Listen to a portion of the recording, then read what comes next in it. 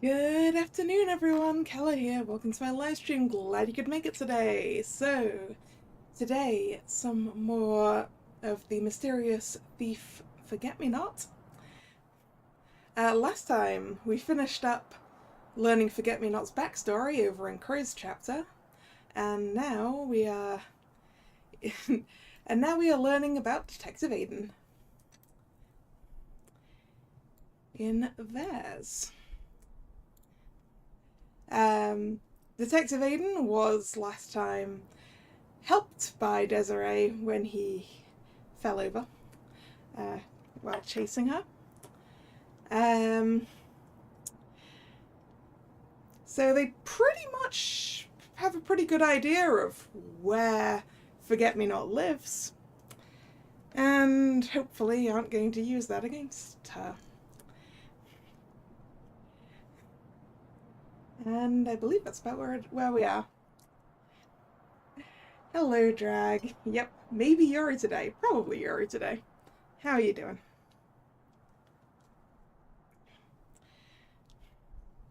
So, after helping the director sort through all of his old files, it's finally back home away from all of it. My anxiety about getting caught made the day feel longer than usual, which leaves me extra exhausted. I did forget that Desiree forced Aiden to actually take a break. That's true. But Aiden is back at work now.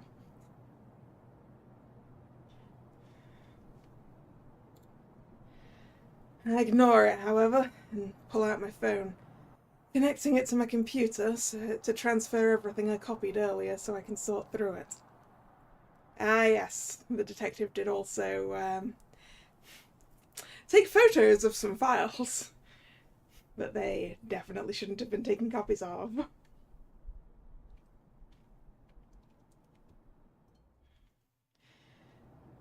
I copied out a lot more than I thought I did. This is nothing I can't handle, however. I do a quick stretch, then sit myself down to start looking through everything, ready to find anything that proves or disproves my theory. I open up the jewelry conman case first, continuing where I left off earlier at the precinct. It's a pretty simple case, all things considered. The only thing that made it difficult was how well that man covered his tracks. He was finally taken down, however, when a fellow jeweler took him to court with the very jewel Maximilian bought off of him. As I read through the case file, I noticed how little Crow is actually mentioned, aside from the museum incident. The inspector was right. Crow really does know how to take the attention off of himself. Hello, Nick. I'm doing okay. I managed to get 2 shiny Grookey in the first 45 minutes of community day. How are you?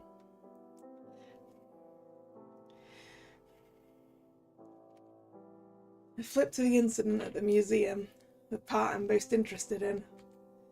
I was in the process of transferring to Twin Bells at the time, so this is my first time reading about the case in detail, and quite a few things stand out to me.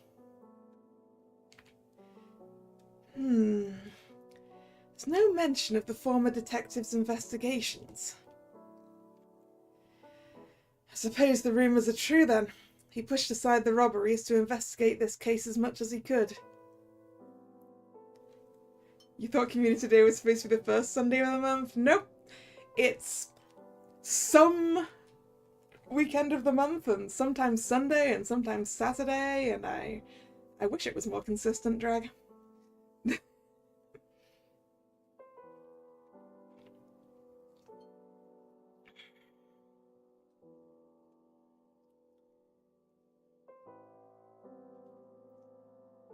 I wonder if things would have gone different if he hadn't. I push that thought aside and press onward, continuing to read the incident in detail. Everything else is here in perfect detail. Maximilian's plan to capture Crow, Crow making a fool out of him in front of the officers. And of course, the part where his mysterious accomplice rescued him. I stare at the foggy security camera photos deep in thought.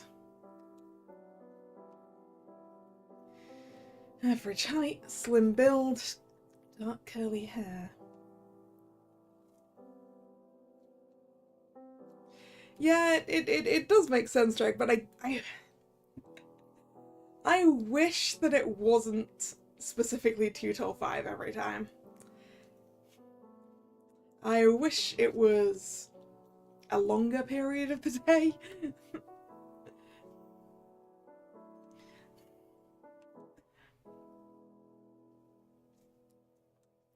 But hey.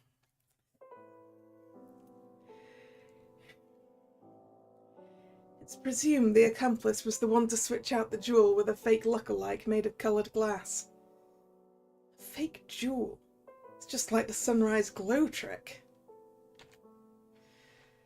I pin this page off to the side, then open up the next case of interest, the robberies. Due to how little effort was put into them, all of the entries are rather short, except for the last one.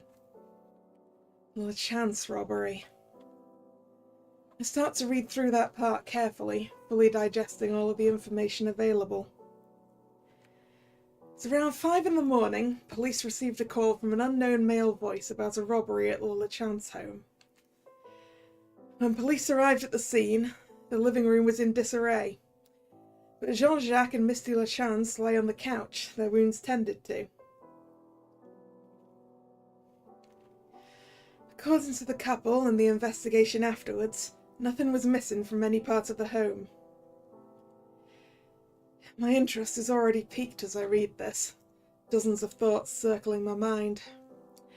However, I push them aside for now, then flip to the next page and continue reading. Here's all the information about the robbers and the victims. I can skip the first part, that's not why I'm here. I'm sorry in advance, Commissioner, for prying.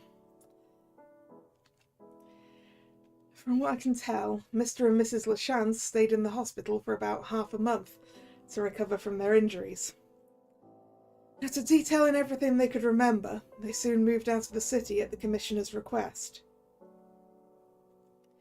Their daughter Desiree, on the other hand, was not at home at the time, and has since been with a close friend, as Mr. LeChance put it. And they left without her? Was that just the Commissioner rushing them, or maybe...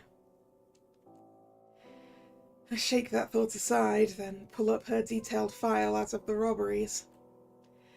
Around 165 centimetres, with dark curly hair, has a mole near their lips and bright blue eyes. I think about the description of Crow's accomplice as I stare at the family photo included in the case file. I pin it to the side along with the other document, then pull up my final file. Current case file for Forget-Me-Not. With everything side by side, I then start to compare all of the details. Forget-Me-Not's debut happened about 2 months after the museum incident with Crow. However, about 5 months earlier was the LeChance robbery, where afterwards Desiree LeChance went to stay with Mr. LeChance's close friend. The robbery that was called in by an unknown male voice. I can feel the gears turning in my head, one after another, as I put my theory together. All of this would just feel like a crazy coincidence, not for the similarities with Forget-Me-Not and their heists. I then pull out the last bit that I'm confident in, Forget-Me-Not's physical description. I put it beside the other two, immediately noticing a near-perfect match. Average height and slim build, with dark curly hair. The Forget-Me-Not description also has a detail from my own personal dealings with the thief after all these years. Their striking blue eyes and the mole near their mouth. As I stare at the LeChance photo once more, thinking back to earlier at the museum, Everything starts to fall into place. Desiree LaChance. It's Forget-Me-Not. With all this information, I start to paint the picture in my mind. Desiree LaChance moves in with Crow, or someone affiliated with Crow, after the robberies. 5 months later, she rescues Crow from the trap at the museum, creating a diversion with a smoke bomb and swapping the jewel on the way out. Then she debuts 2 months later as the thief Forget-Me-Not. My theory sounds plausible. Well, that's the problem. It's only a theory. Even if I wanted to submit this as a formal investigation, which I don't, it would be thrown out as conjecture at best. Or I'd be fired and sued for misusing case files at worst. I stare at the information before me, then out through my window, watching the clouds start to roll in. All of the thoughts swirling around in my head right now are all saying the same thing. I want to know. I want to confirm this for myself. I get up from my desk with another stretch. With determination, I put on my coat, grab an umbrella near the door, and head out to see if I'm right.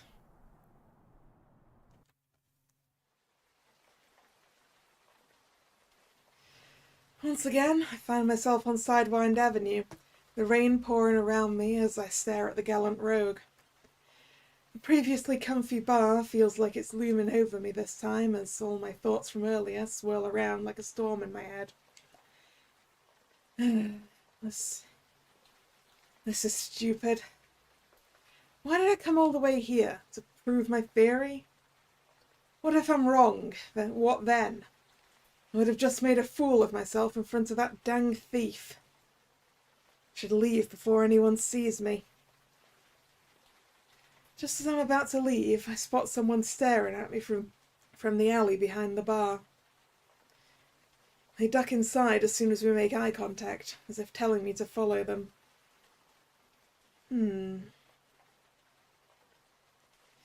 Against my better judgment, I go after them. I squeeze my way into the alley, making absolutely sure no one spotted me. It's there that I see a familiar figure waiting for me, leaning against the wall with a smirk. Good evening, Detective. Good evening. How did you know I wanted to speak with you? Call it a hunch. I saw you gazing off into space earlier and figured you had something on your mind. So, how can I help you, Detective? I assume you're not just here for a friendly chat. Always acting so snarky. I stare at them as I collect my thoughts once more with a deep breath. Here goes nothing. Well, you're correct. I wanted to ask you something. Does the name Desiree LaChance mean anything to you? I see a surprised look quickly flash on their face before a more serious gaze replaces it in an instant. The Commissioner's granddaughter? That's correct. I noticed a few shared coincidences between you and her. I wanted to see what you thought about it. They continue to stare at me as if just trying to analyze my next move. Coming to the thief to ask their opinion? That's the craziest thing I've ever heard. Even if I had anything to share with you, what makes you think I'd want to? This reaction. You've always enjoyed a good puzzle. I figured you'd be over the moon about this one. They scoff. A puzzle, huh? Cute joke. Regardless, she's been gone from the city for almost 5 years. What kind of shared coincidences, as you put it, could we even have? And how do you know that? Everything related to the chances were kept under wraps by the commissioner himself. They then give me a smug smile. You already forgot who I'm familiar with? If I ever want to know anything that's happening in the precinct, I just ask Crow. And he told me all about the LeChance robbery. Liar. You lived through it yourself. But that means you definitely know things that weren't on the police report. I mentally combed through everything I read in the files, trying to find anything I could use against them. That's quite odd, though, as the report only mentioned that her parents left the city. How do you know Desiree went with them and didn't stay behind? She could have very easily stayed somewhere else temporarily, then reconvened with them later. Why else do you think her belongings went missing? Or did you forget that part in the report? I feel everything click into place in my mind, unable to hold back my own smug smile to match theirs.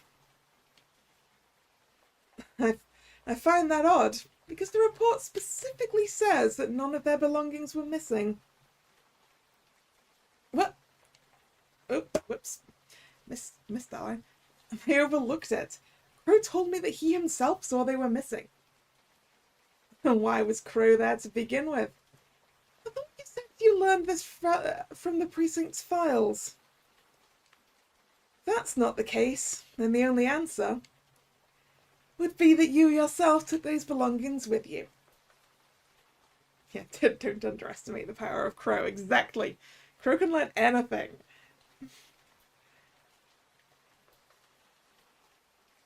They clench their fists, visibly trying to come up with any kind of rebuttal. They let out a satisfied sigh, then wipe the smug look off my face to address them directly. I think it's about time we ended this charade. Don't you think so, Desiree? They're silent for a moment, so silent that the rain is the only thing I hear, before they let out a deep sigh. Fine, you got me. They slump against the wall. A small, defeated chuckle escapes from them.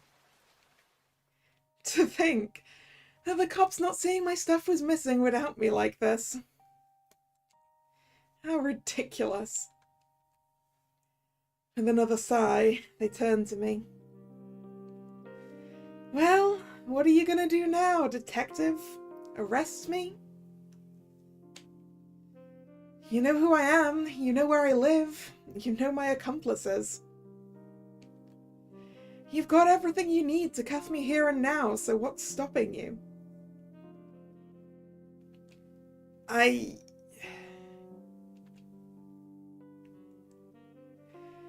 Everything they say feels like a harsh wake-up call, as I'm suddenly thrust out of our banter to reality. They're right, I do have everything. I could end it, here and now. End it? Is that really what I want? I've been chasing after this thief for years, and yet I can't bring my... Whoop. Too soon? Yeah, I can't bring it to myself to say I want to end all this. My thoughts are swirling in my head again, yelling a dozen different opinions on the matter and making it hard to focus in on one. In the midst of all this, I suddenly recall what Sir Wilkinson said at the museum the other day. Heed my advice, detective. Cherish this moment. While they may seem like a nuisance, there will come a time when they won't be around anymore and you'll be wishing for them to return. It's always nice, with how mundane our lives can be, to have something extraordinary once in a while. I stare off into the distance, the weight of Sir Wilkinson's words drowning out all the other thoughts in my head. Between his words, my talk with Andre, hell, even the time I've spent in the city chasing after this thief. With all that said, I feel like I finally have some kind of answer. I then tighten the grip on my umbrella, breathe in, and say the most insane thing I've ever said in my life. And where would be the fun in that? Huh? They're speechless, rightfully so, as they simply blink at me with their mouth wide open. Soon after, however, their face lights up with a big bright smile. Never in a million years would I have expected you to say something like that. Me neither, admittedly. As embarrassing as it is to say, I do really enjoy your heists. You've been a thorn in my side for years, but somehow your heists were one of the few things that actually made me like this job. Oh, is the detective embarrassed about being honest with their feelings? Don't make me regret this. With another laugh, Desiree skips towards me. So, does this mean I can count on you to keep this a secret, Aiden? We're not that familiar yet, but yes. It'll be difficult, but I'll keep everything a secret, I swear it. I appreciate it, Detective Aiden O'Malley. Okay, now you're just teasing me. They let out another giggle, and I can't help but join in with a chuckle of my own. Which side is the detective going to be on? Helping out with guard placing, or... I'm going to go with attempting to arrest her legitimately, because otherwise, where would be the fun? This is a game now.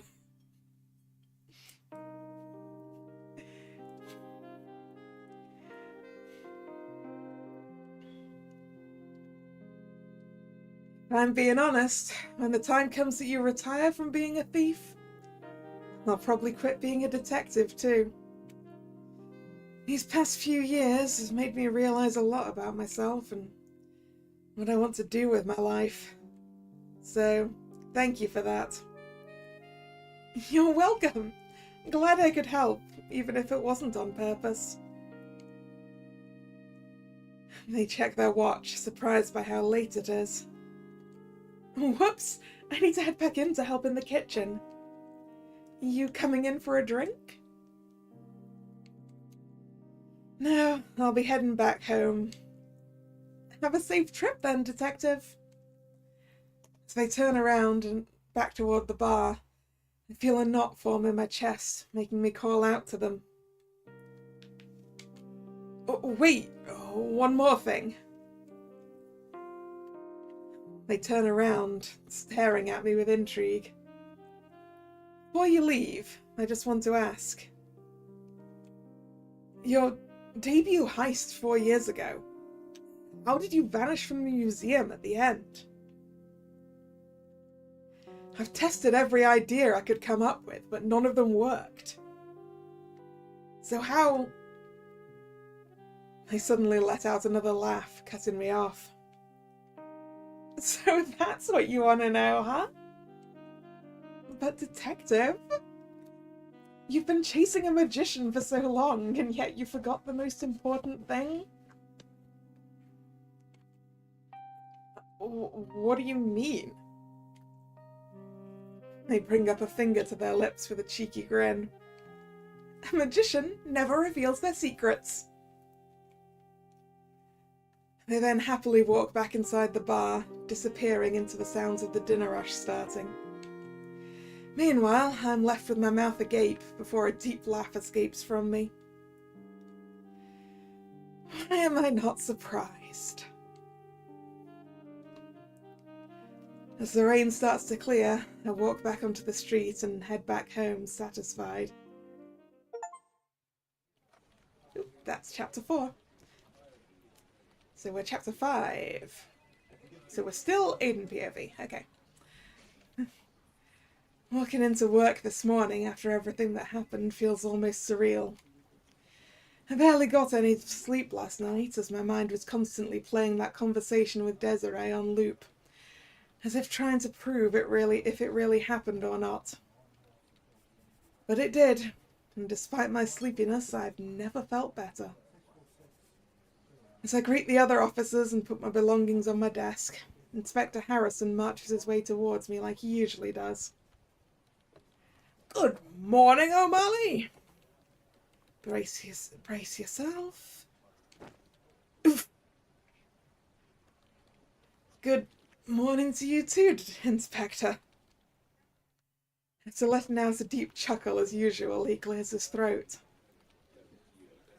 Before you get started on anything, I came to let you know that the Commissioner has asked to see you in his office.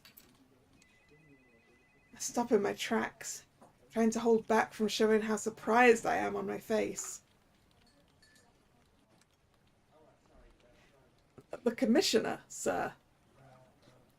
That's right. He wanted to talk to you about a couple of things now that he's back in the city. Then I'll go right away. Thanks for letting me know, Inspector. Of course, O'Malley, any time. Now off you go. Don't want to make him wait too long. Inspector Harrison continues on his merry way. Meanwhile, I put the rest of my things on my desk for later, in the Commissioner's office on the other side of the room.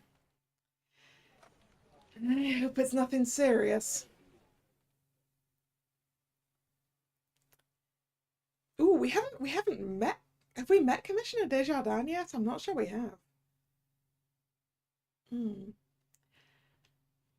a quick knock on the door, I'm silently let into Commissioner Desjardins' office.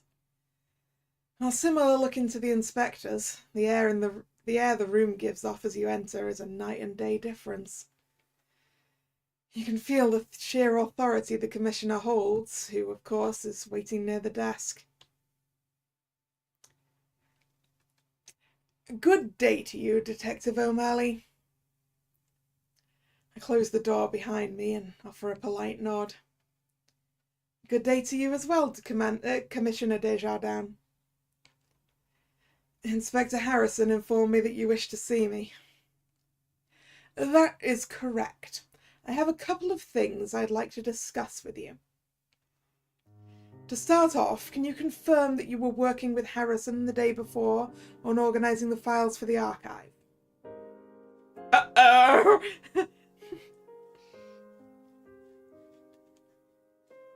Feel the hair on my neck stand up as I fight my paranoia. Yes, I did. I worked with him the entire day to help him with his cases. I see. Just as Harrison said, then. He pauses for a moment, likely processing my answer, as I start to feel like this is less of a casual conversation and more like an interrogation. I suppose I'll get to the point then. Detective O'Malley, what do you say towards the claims that you were seen copying files yesterday in the inspector's office while he left to see me? Uh-oh! I clam up, fighting off my body's desire to turn my face as pale as a sheet, before apologetically bowing with all my being. I'm guessing someone must have, seen through the window on the door, or a gap in the door, or...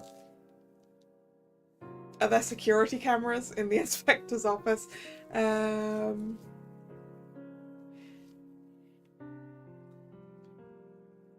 I deeply apologize, Commissioner. So, you admit these claims are true, then? Yes, I do, and I sincerely apologize. I happened upon some information in one of the files that aligned with a theory of mine, and my curiosity got the better of me. My train of thought went nowhere, however, and I quickly deleted every instance of the copied files. I fully understand that what I did was unprofessional, and I'm willing to accept any due punishments. At ease, Detective. His words snapped me back into reality as I look back up at his stern gaze. I appreciate your honesty about the situation.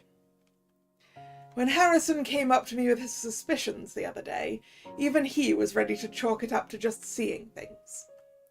While it is unprofessional and borderline unlawful, I am willing to give you a warning this time due to your history and work ethic thus far. Ah. So we were spotted when he was coming back into the room then.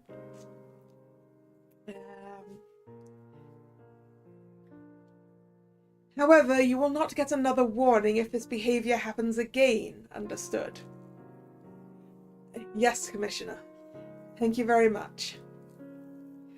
I give him another strong bow to show my appreciation, as a thoughtful expression crosses his face.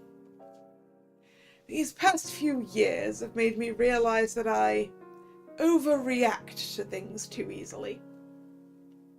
No shit, sir!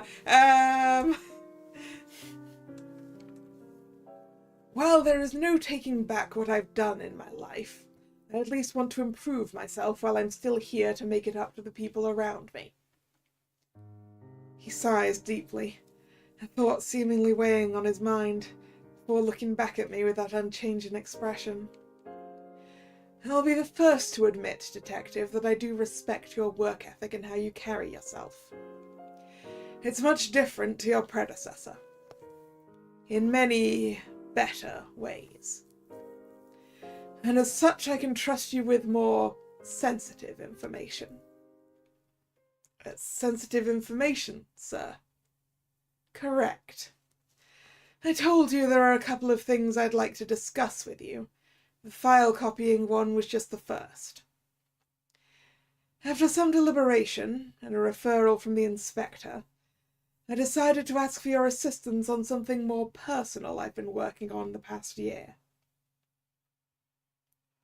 Is he trying to figure out where Desiree is? Of course, sir. How can I help? Commissioner Desjardins offers me a seat near his desk as he pulls out a file from his drawer and slides it my way for me to read. Finale. Forget-me-not.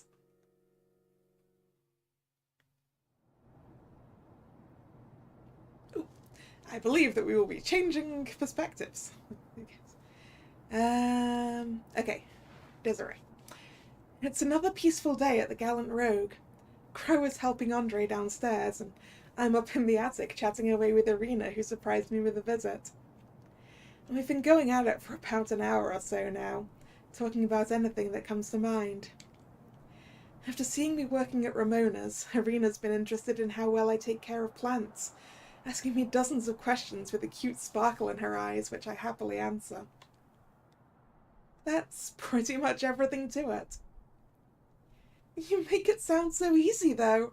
I'm honestly impressed. No, sorry, it's honestly impressive. It's definitely anything but. I've made my fair share of mistakes by not researching enough in the past. Like my first succulent that I accidentally overwatered so much it melted. Irina is taken aback, blinking at me for a moment. Melted? Yeah. Our chatting is interrupted by the sound of someone quickly climbing up to the attic. We both turn to look at who it is and see an unexpected face appear at the door. Desiree! Hayden leans on the wall, grasping their chest as they steady their breathing. There's something I need to... They pause as soon as they make eye contact with Irina, both looking equally shocked until Hayden breaks the silence. See, What?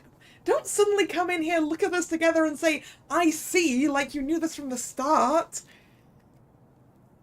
Irina continues to stare at them, then back at me, her shock turning into worry. Desiree? They know.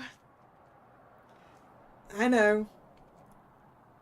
She immediately lets out an incredibly deep sigh before giving me an awkward smile. You really haven't had the best luck with your identity as of late, haven't you? Yeah, I'll explain later. Anyways, Aiden, what's got you so flustered? Right. I ran here to tell you. Was suddenly interrupted again by someone stomping up the steps. Uh-oh! I don't think Aiden was fast enough.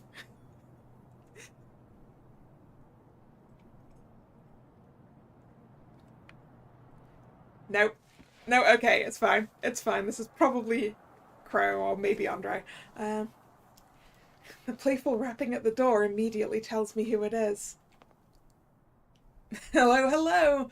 I hope you two are having fun on your cute little date. In an almost perfect recreation of the moments earlier, Crow stares at Aiden and back at us, his earlier joy turning into surprise. It quickly changes to an annoyed look soon after. What the fuck are you doing here? I'm just as pleased to see you too, believe me. If you don't mind, I have some important news for Desiree. Oh, so now you're on a first-name basis, huh? You think just because you learned her identity, that means you can waltz in here any time you want, like you own the place? Baffles me how you're 8 years older than me, and yet you act like such a child. Why, you...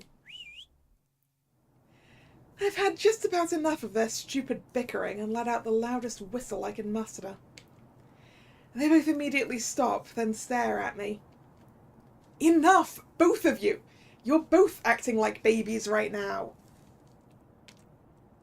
Turn to each other, apologize, and then shut up! The two share an awkward stare, then sigh in tandem. I apologize. Yeah, me too. I let out a sigh of my own, then turned back to Aiden. Okay, now tell me what this news is that's so important you ran in here. Aiden sheepishly adjusts their glasses, then clears their throat. I came here straight from the precinct after being called to the commissioner's office this morning. Oh, I didn't get you in trouble, did I? No, you're fine. However, the commissioner asked me for help with something that he's been working on. That is, helping your parents move back into Twin Bells. Oh! This is the better option. Feel my mouth hang open, able to make a sound upon hearing what Aiden said. I look at Crow, who also looks just as shocked by the news as I am. They're back?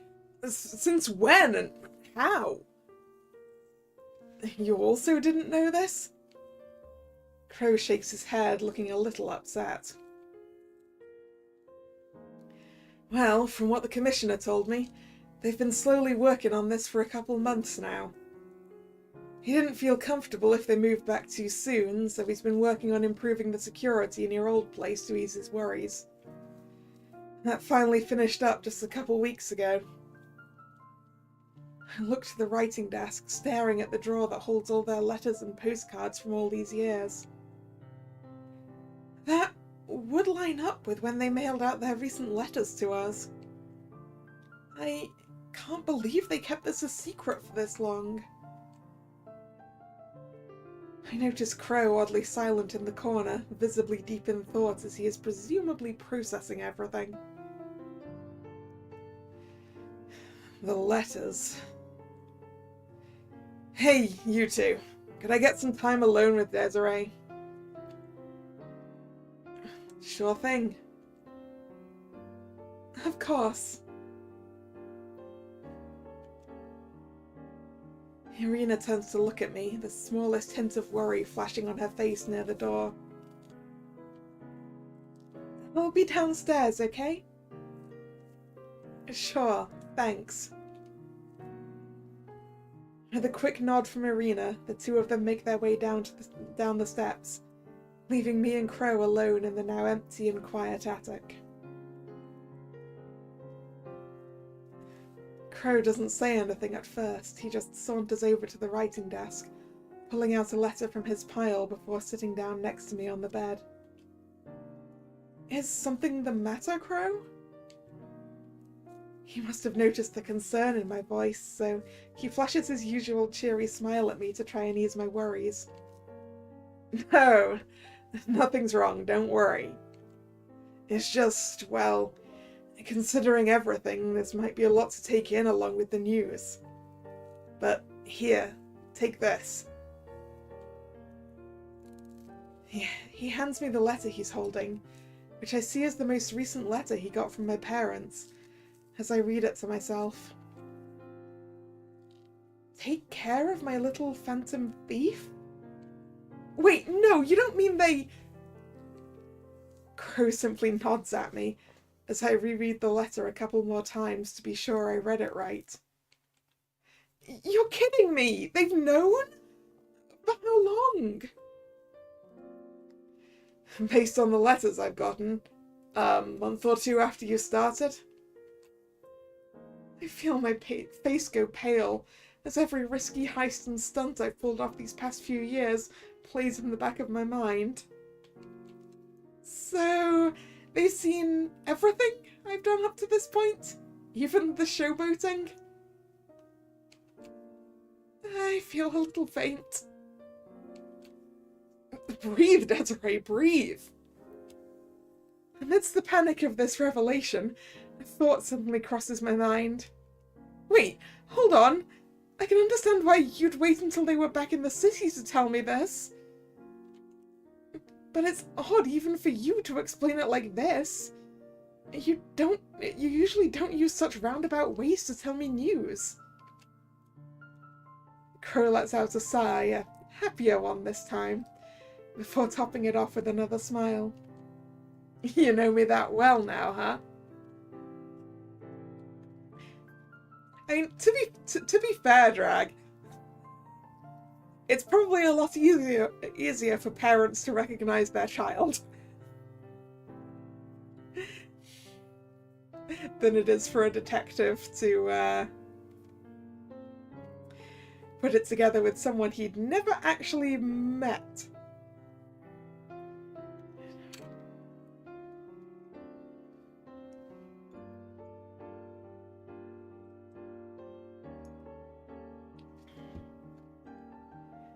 Well, you're right. That's not the only important thing I have to tell you.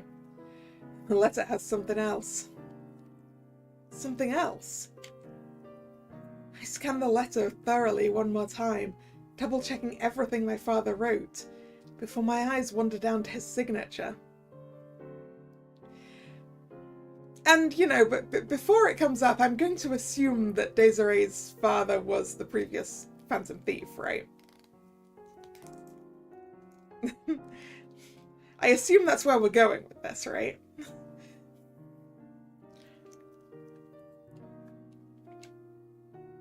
Or rather, his lack of one.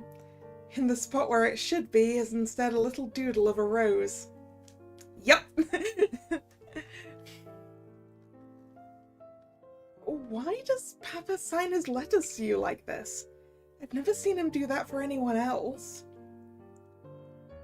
I'm suddenly interrupted by a stray thought, fueled by the odd look Crow is giving me right now, as I look back at the signature. No, that's insane! I'm overthinking this, right? Please tell me I'm overthinking this. Crow simply shakes his head as he gives me a reassuring pat on the back. You're not. It's exactly as you think.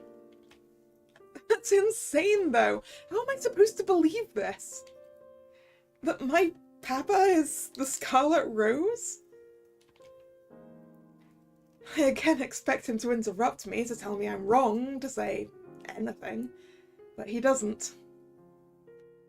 Yeah, yes, probably even easier to work out if Phantom Thieving runs in the family. Yep.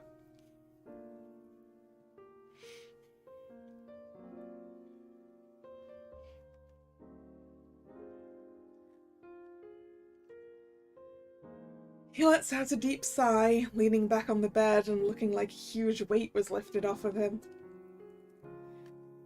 You don't know how difficult it was to keep this a secret from you this whole time. This is why I've kept my letters private, because I knew you'd get that idea immediately if you saw them. You've asked me before how I came to know your dad. Well, back when everything in my life went to shit, he not only gave me a place to stay, but also dusted off his old skills to steal some fake evidence that was going to be used against me. It didn't take me long to realize how he accomplished that. Listening to Crow makes the initial shock fade away, leaving me feeling confused and a little frustrated. But why wait until now to tell me all this? Why right when we learn that they're moving back? I know it's a lot to take in at once, but believe me when I say that this felt like the best time to do so. Even your father agrees, saying just that in his letter. I look back at the letter, still in my hands, as I stare at the line Crow is alluding to. And perhaps soon will be the perfect time for her to finally learn about that. There's an awkward silence between us before Crow interjects with a worried gaze. Do you want me to give you some time to yourself? I nod, and Crow gives me another pat on the back before leaving the attic. Now it's just me in here, and the only sounds I hear are the faint noises of the city outside, and my own breathing. The ambience feels unbearable amidst my spiraling thoughts, as my face scrunches up from the frustration. Suddenly I hear a light knock at the door. I assume Irina. I shake off the gloominess to look and see Irina standing there with a concerned look on her face. May I come in? I give her a small nod, and then she calmly walks inside and sits next to me on the bed. There's another awkward silence at first, before I try to lighten the mood. Sorry about that all that interrupting us and such. Caught us both off guard, huh? I let out a weak chuckle, but Irina's look of concern doesn't change. Desiree, you don't have to put on a brave face for me. It's all right. I simply stare at her at first, then let out a deep sigh. Sorry. I thought you went downstairs with Aiden. I did, but I wanted to see how you were holding up. I may have accidentally overheard the end of that conversation earlier as a result. I'm sorry if I'm intruding. No, it's okay. I appreciate you being here. And well, I guess I'm just feeling super overwhelmed by everything. It's a lot to take in at once, I don't blame you. But are you sure that's just it? You looked a little upset when I peeked in. Yeah, you could say that. I can't help but let out a heavy sigh as I hug my knees. I'm just frustrated about all this news that I'm only now getting. I've lost count of how many times I wasn't told something important until the last minute because I wasn't ready to hear it. Sometimes I'm not even told at all, and I have to learn it from other people like Aiden just now. I hug my knees tighter, feeling my emotions boiling inside me. I know they mean well, but sometimes it feels like they don't trust me. And it hurts a lot. Irina takes one arm and wraps it around me, pulling me in and letting me lean on her shoulder. And this has been going on for a long time, hasn't it? I nod and then look up at Irina, whose tender gaze helps the turbulent emotions inside me calm down a bit. I thought I was used to it by now, accepted that it was just how my family does things, but I guess not. Don't get me wrong, of course, I'm super happy they're finally moving back to Twin Bells, and that they're all right. It's just, I don't know. Couldn't they have told me this sooner than literally before they moved back? I sigh again. Sorry you have to see me like this. Please, don't apologize. I'm glad that you feel comfortable enough around me to vent like this. She lays her head on mine, her warmth making me feel more comfortable. I wish there was something I could tell you that could magically fix all this. But in truth, I only recently learned to be more open about myself. Thanks to Crow, and you. That manages to make me blush a little as Irina continues. Based on what you told me before, your parents seem like wonderful people. They are, and I'm sure they'd love to meet you. Even if they can be a little eccentric, they still mean a lot to me. But you're worried that if you open up to them about this, they'll be upset? Yeah. She then gives me a gentle smile as she holds me a bit tighter. Even though it might take a while, you can take my word that it'll go much better than you expect it to. I know that from experience. Until then, however, you have a lot of wonderful people around you who are more than happy to lend an ear. Myself included. I can't help but smile back, leaning in a little more as the turbulence inside me finally calms down. We're silent for a little bit, as Irina lets me... accidental press. We're silent for a little bit as Irina lets me rest on her shoulder while I organise my thoughts. I then look back up at her, feeling more in control of my emotions than before. Thank you, Irina. I really needed that. You're welcome, Desiree. We both get up from the bed as I take a quick glance at the photo on the writing desk. As I stare at it for a bit, an idea pops into my mind. No, you're counting, Jag? Oh no. That's the problem with resting my finger on top of the next line button.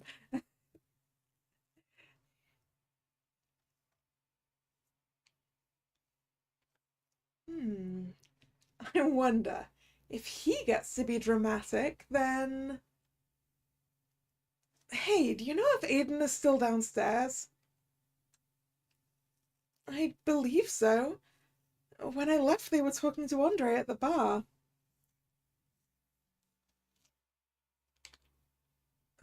That works out well for me.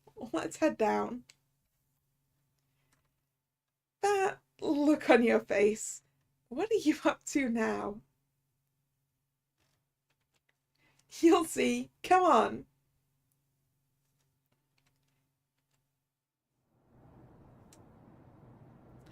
The two of us quickly head down the steps to the empty bar. Andre, Aiden, and Crow are all at the counter chatting away. Crow notices us from a corner of his vision as he turns around. Hey, Desiree, you doing all right? I'm doing much better. No worries. That's good to hear.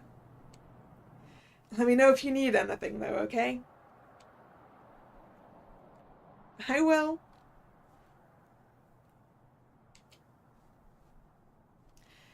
I turn my gaze to Aiden, who's casually talking with Andre over some coffee. I lightly tap them on the shoulder to grab their attention. Did the commissioner tell you when my parents will be back exactly? They did. Why? I want your help with a housewarming idea I just got.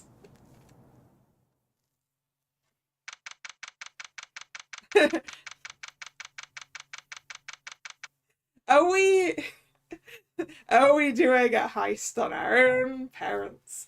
The Chance residence, later that week, 2:50 a.m.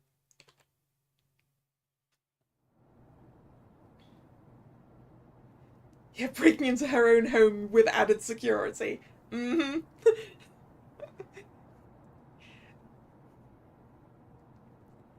The night of my parents' return to the city is finally here, and waiting for this has felt like an eternity. The nostalgic street I grew up on is as quiet as I remember, as most people are already fast asleep at this time.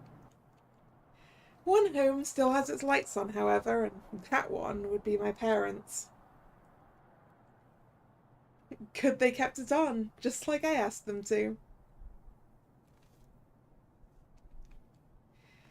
I'm waiting patiently on the rooftops nearby, ready to surprise them with a visit from Forget-Me-Not.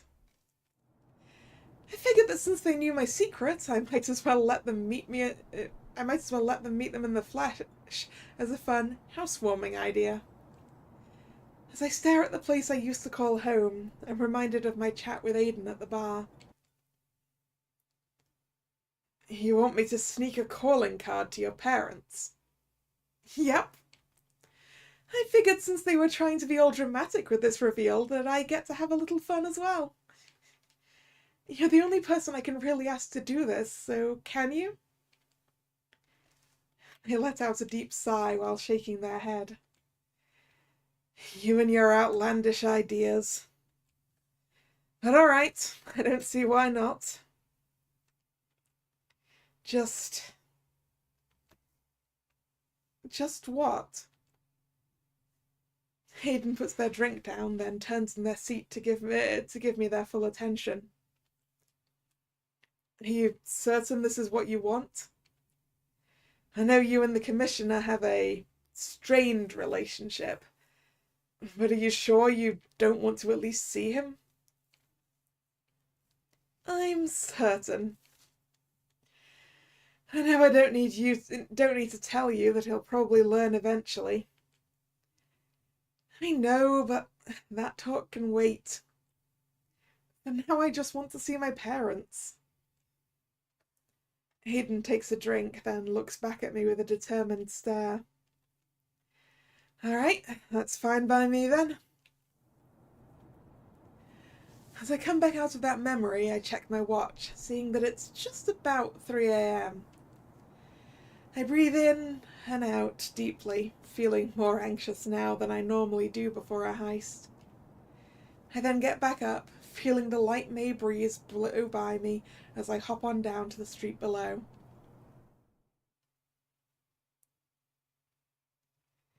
It isn't difficult to sneak inside the living room, especially since my parents left the window slightly cracked open for me. As I look around inside, I feel an odd swirl of emotions seeing the living room clean and orderly, the complete opposite of how I remember it from years ago. Before I have time to process them, however, I hear someone gently walk down the stairs. And at the foot of the stairs, I see a kind, smiling face I haven't seen in a long time. Oh, well, this is a surprise. I suppose that calling card must have been the real thing then. It's very nice to meet you, Forget-Me-Not. I do wonder, however, what you could want from our humble abode. My eyes start to get watery as she speaks, and anything I could even think of saying fails to come out. I try my best to hold it in, but that instantly fails as I turn into a sobbing mess. Mama. Oh, my dear Desiree, come here. Hello, Hunter. We are at emotional family reunion stage of the proceedings.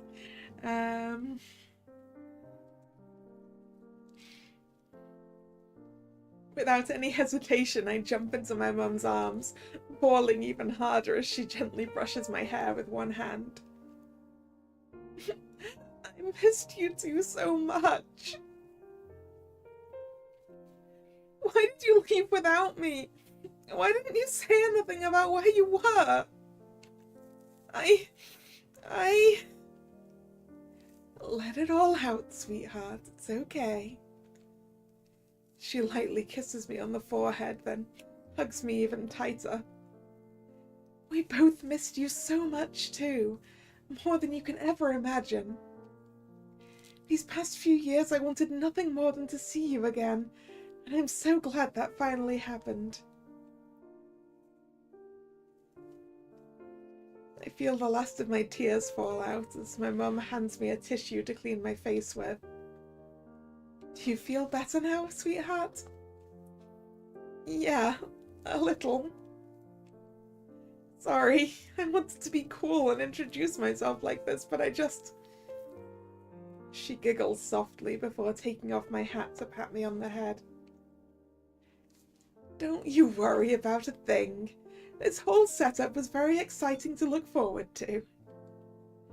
She gives me another soft kiss on my cheek before suddenly tugging on it.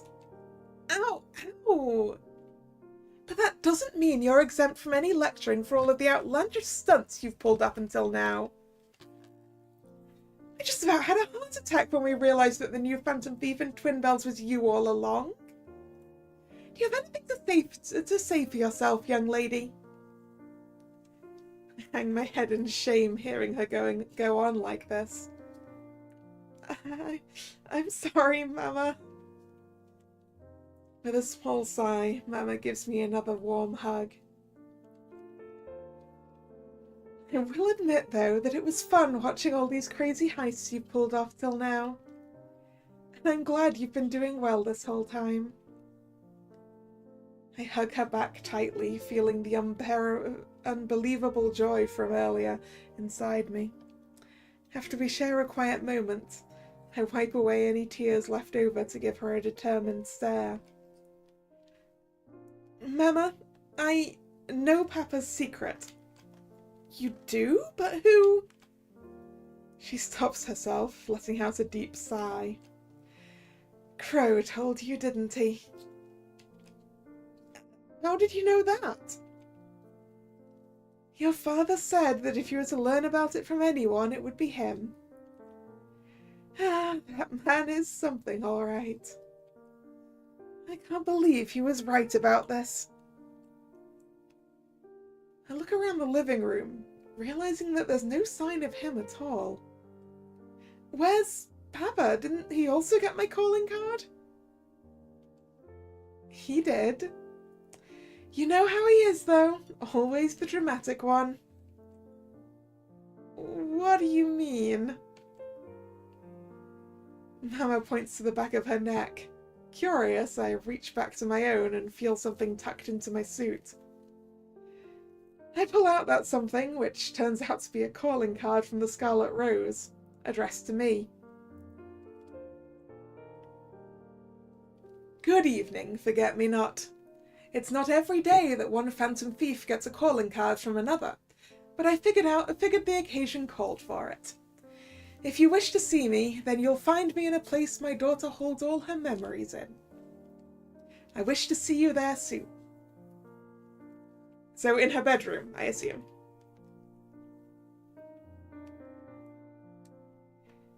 Signed, The Scarlet Rose. I finish reading the card with my mouth slightly agape. A feeling that I've never felt before takes over my mind as I stare at my father's handwriting.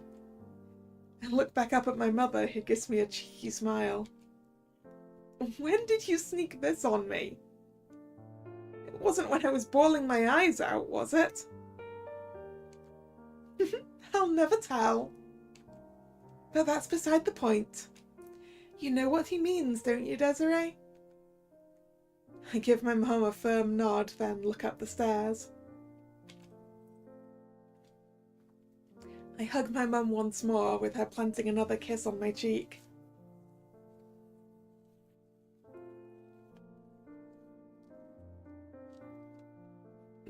You thought the note meant a diary or journal? Ah. Is that an American thing? Do you call a diary a note?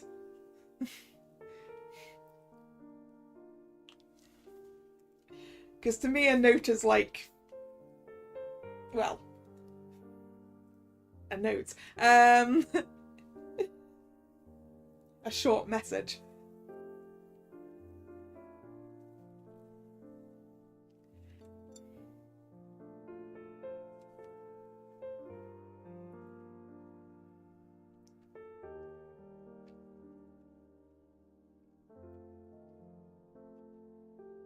Once you two are done up there, come back down here, okay?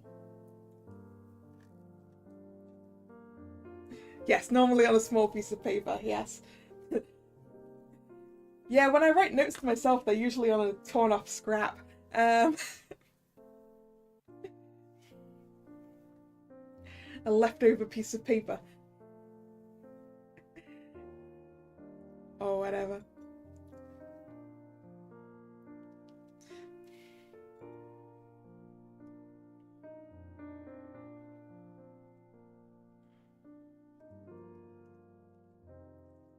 Okay. With a quick ruffle of my hair from Mama, I make my way up the stairs. Oh, the description. Ah.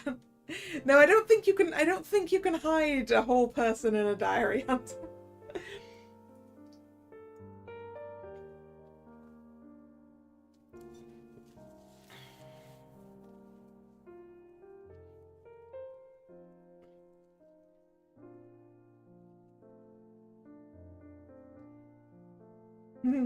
Yeah, I had a feeling he was going to be in his own getup as well.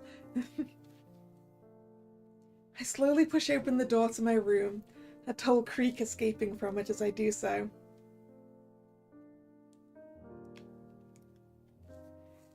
It's quiet up here, with not even any ambient sounds from the street outside due to how late it is. The lights are turned off, cloaking every bit of the room in darkness except for the spot near the window. There the moonlight seeps inside, with the figure standing near the window being silhouetted by it. I lightly knock on the door and they turn to look at me.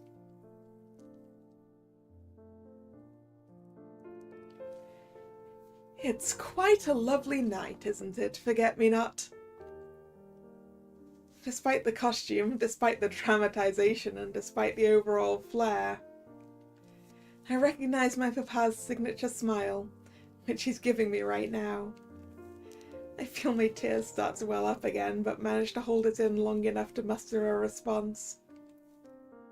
Yeah, it is.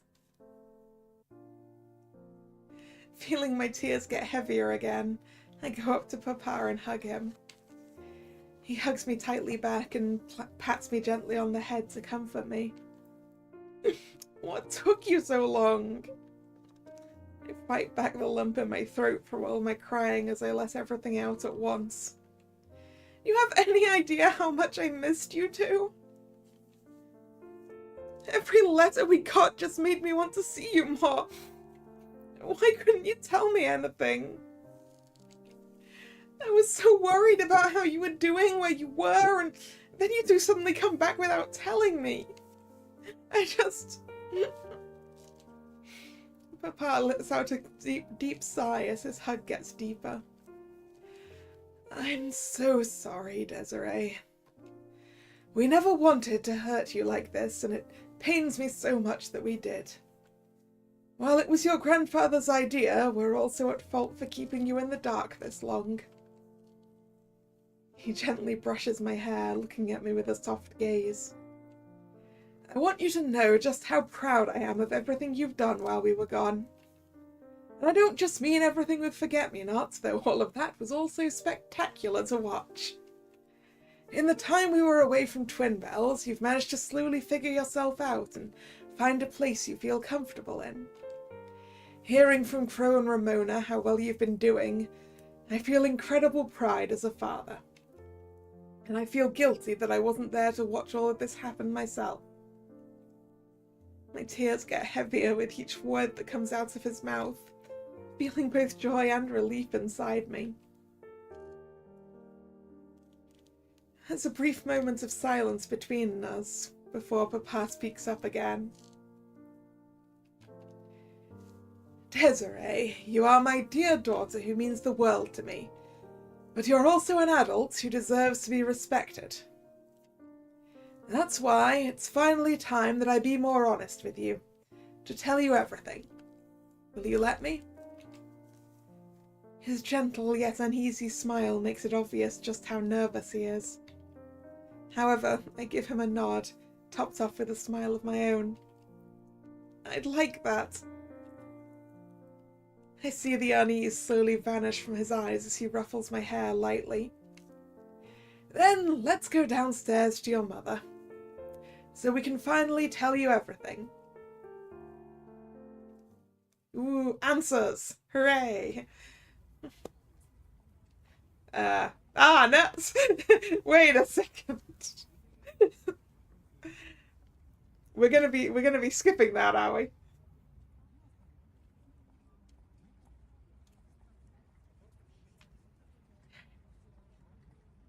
I can't believe I almost forgot. Please be there, please be there. Because of my parents' return, the days flew by much faster than I was expecting it to, causing me to almost forget about Irina's departure.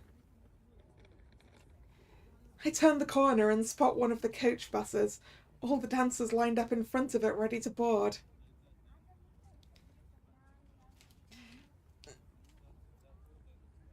I mean, I assumed there would be something about what happened the last few years. Drag. I assumed, but maybe not. And stuff about Scarlet Rose. Possibly. I don't know. Maybe we'll find out.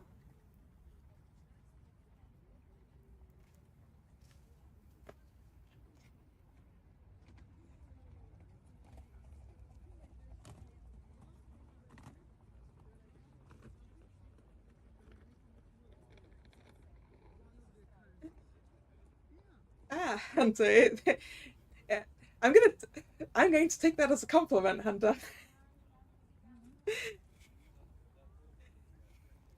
Did you have fun?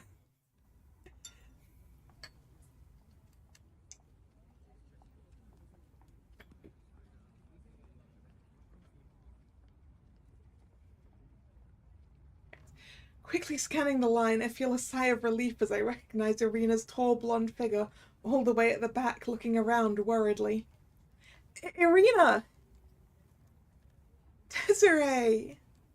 She immediately drops her things and runs towards me as I slow down to try to catch my breath. I am so sorry that I'm so late. Bar busy, parents wanted to see. It's all right. Take deep breaths. Here, have some water. She pulls a bottle out of her purse, pouring some water into the lid and hands it to me. I drink the whole thing in an instant, then give it back to her as I let out a satisfied sigh. Much better. I hope I didn't make you wait too long. Not at all. You're right on time. As I continue catching my breath, I eye the other dancers in line looking at us curiously. Hey, who is that? I don't know. Maybe she's that new friend Irina's been talking about.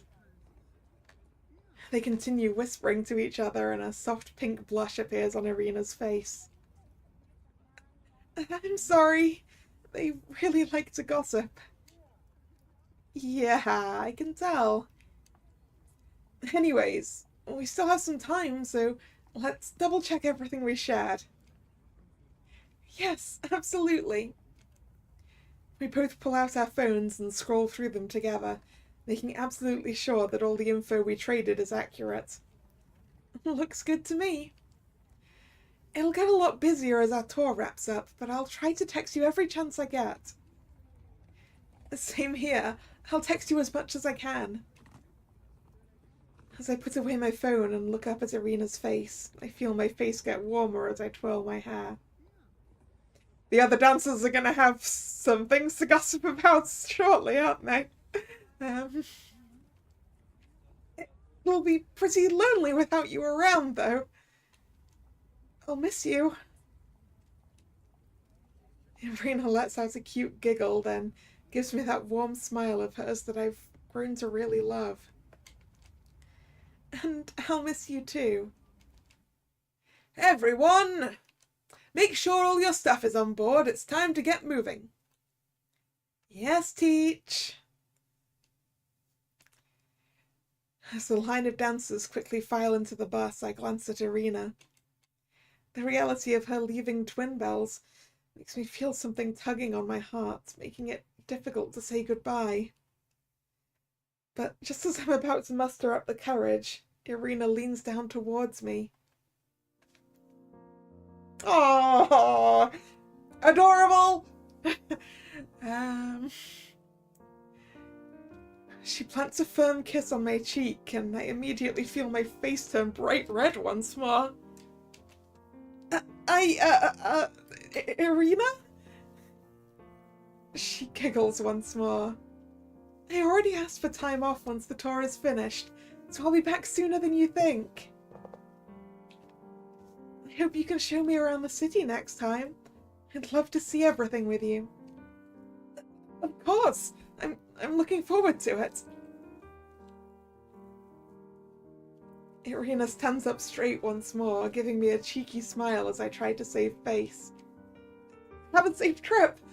Be sure to text me when you're at the next hotel.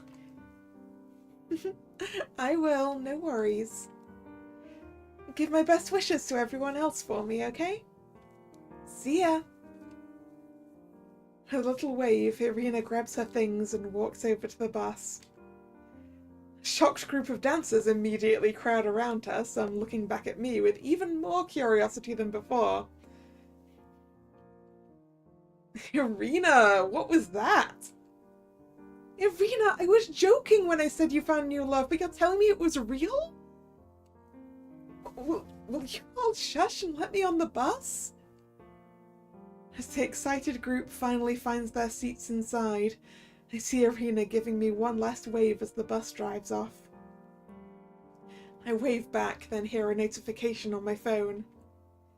A satisfied sigh escapes from me as I see one last message from Irina on my screen. See you soon. Love you. I'll see you soon too, Irina. Take care.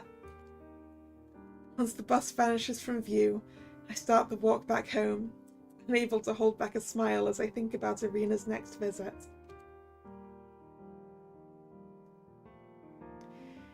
The city of Twin Bells is an often forgotten city, with not much to offer. Sure, we have a few sights, but they're nothing spectacular like the bigger cities around us. Despite all that, the people still manage to find ways to enjoy themselves here, making the city livelier as a result. And everyone has some kind of story to tell too, no matter how small it may be. But even without that, there's always someone that ends up enriching everyone's lives in the strangest ways. Touching their hearts and leaving a lasting impact. Truly, Twin Bells would be a boring, regular city. If not for the mysterious thief, Forget-Me-Not.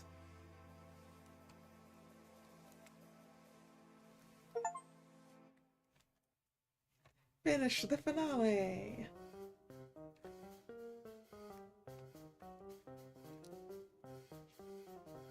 Oh. That was so cute. That was so cute. Such a cute story. Such a good story. Love it. Love it. Love it.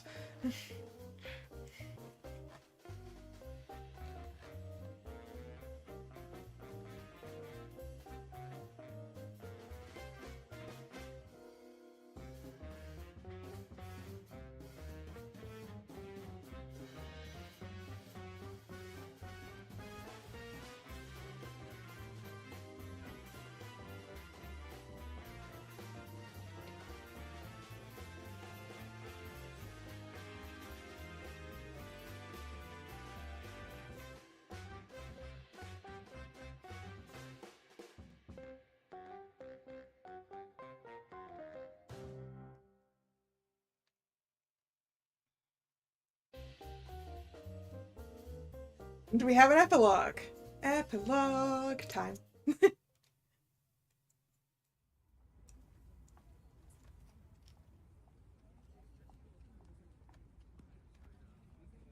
Kid, if you don't stop pacing like that, you'll dig a hole in the ground. Have I ever played Sherlock Holmes games that were hidden object games? I don't think so. I haven't played a whole lot of Sherlock Holmes. I have a few that I still need to play.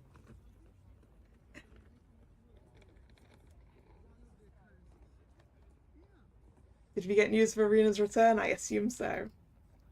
I assume we turned up early, because we were so excited. Sorry. It's been a few months since the ballet left Twin Bells, and time's really flown by since then. We've all been busy with our usual routines, along with all the new things, like Aiden knowing I'm Forget-Me-Not. However, the time I've been super looking forward to until now is finally here, Irina visiting Twin Bells again. She sent me a text that she got to her hotel fine, and that she's gonna grab a bus to meet us near the bar. But we've been waiting here for a while now. She didn't get lost, right? Or maybe she accidentally took the wrong bus? And what about me? I remembered to grab everything I need, right? Or did I forget something? I then feel something tug at my arm and look to see Crow in that dumb disguise of his again, giving me a smug smile. You're pacing again. Sorry, I can't help it. When he learned that Irina's visit started today, Crow offered to wait with me at the bus stop so I wouldn't be lonely. Although he's mostly just teased me because of how nervous I am. Ah, hey, I see the bus. Oh, and drag that as a mood about the buses being late because, yeah. The bus that runs through my village is supposed to be like every half an hour, but it ends up being like 10 to 15 minutes late all the time.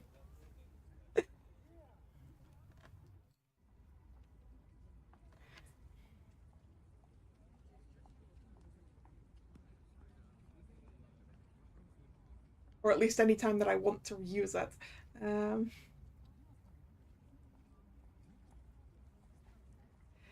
I turn around in a heartbeat and look in the direction Crow's pointing, and sure enough, the bus we're waiting for is driving our way.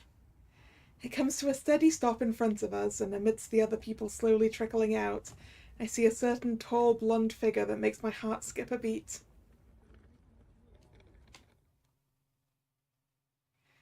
Desiree! As soon as she gets off the last step of the bus, she runs over to me and wraps me in a deep hug. I hug her back with just as much force, unable to hide just how happy I am. We stay like this for a moment, just happy in each other's embrace, before we space out a bit to look at each other.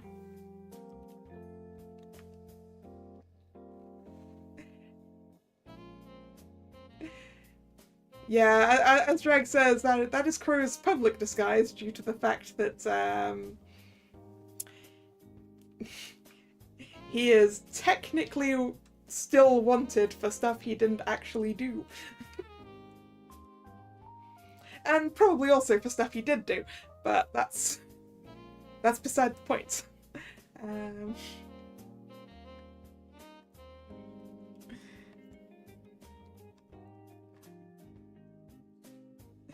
Public transport is always an adventure, you say, Nick. Well, at least you live somewhere where the trains are more or less on time, Nick. Or at least better than they are here. I don't know about buses, though.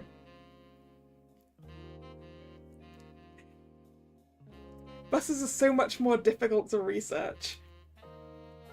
So getting them in a foreign country kind of scares me.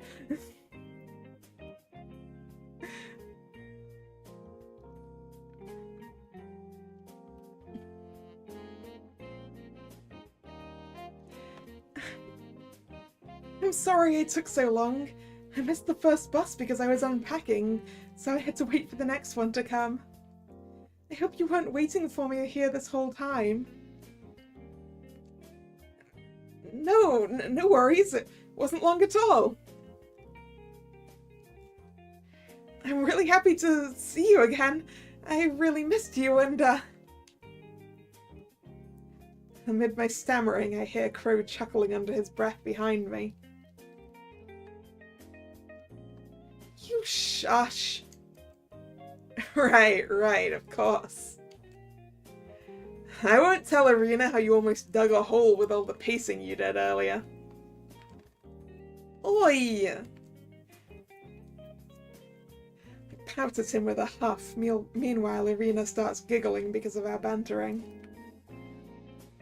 I missed seeing this. I feel a bright blush on my cheeks from hearing her cute giggling, then turn my attention back to her. You said you wanted to visit the bar first, right? And we can head over there right now since it's not super busy. I'd like that a lot. It'd be nice to see Andre again as well. Yeah, when he learned you were visiting, he was pretty excited.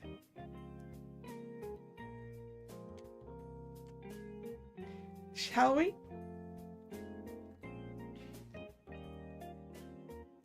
Yeah, Hunter. Being American, you don't really have public transport. Well, not in the same way that we do.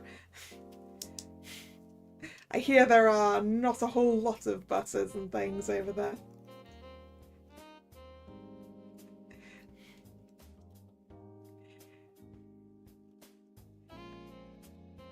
We don't have seatbelts on public buses. That's more of a coach thing.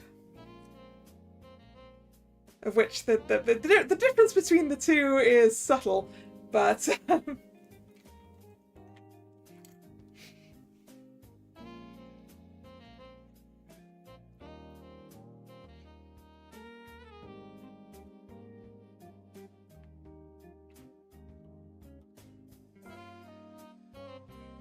shall we? I hold my hand out to her, and with a bright smile she gently gives me hers. We then walk hand in hand towards the bar. I knew I was going to be a third wheel today. You think the main difference is whether they're allowed on motorways? Yeah. I guess you don't get public buses on motorways. You do get public buses that go on dual carriageways, though, which is slightly terrifying the first time. But express public buses that go on dual carriageways. Yeah, I think, for me, the main difference between a bus and a coach is that a bus is, like, a public thing that you can just get on and a coach you need to pre-book. I think that's where my brain is at the difference. I mean, they're also different shapes. Like, coaches are single-decker but tall because they've got space for bags underneath.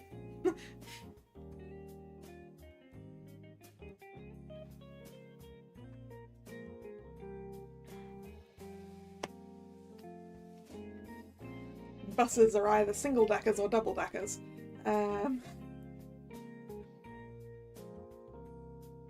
But don't have baggage space.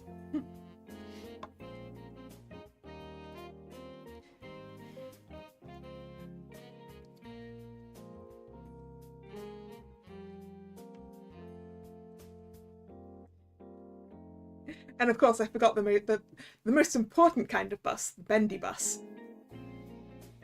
Love a bendy bus.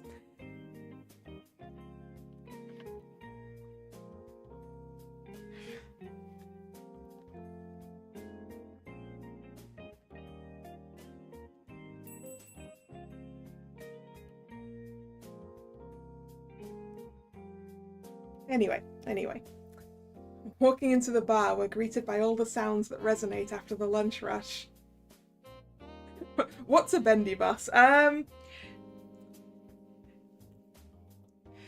Yes, the ones with a tube bit in the middle. Yeah, a bendy bus is basically two single-decker buses that are connected by a bit in the middle that can flex as it goes around corners. Kind of like trains do between the carriages, and like the underground does.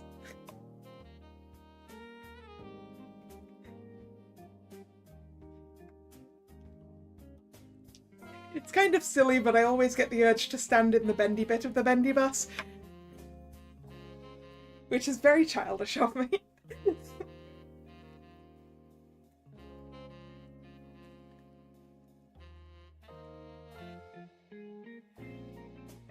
I guess trams also have the bendy bit as well.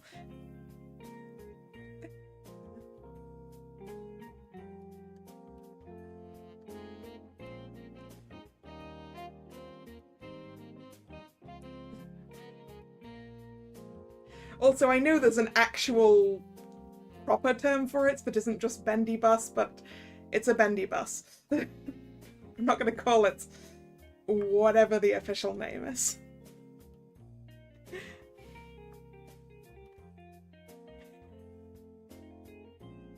They're nice as long as you don't stand in the bendy part, but the bendy part's the best part. But yeah, they are not frequent in this country.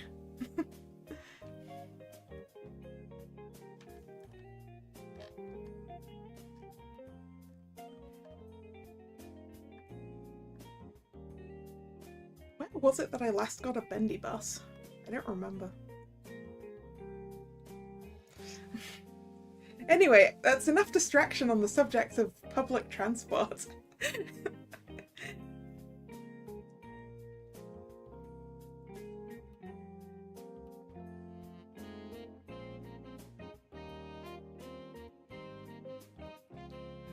Subtle jazz music playing over the speakers, the TV in the back playing a rerun of the morning news, a small handful of people chatting with each other, the usual things.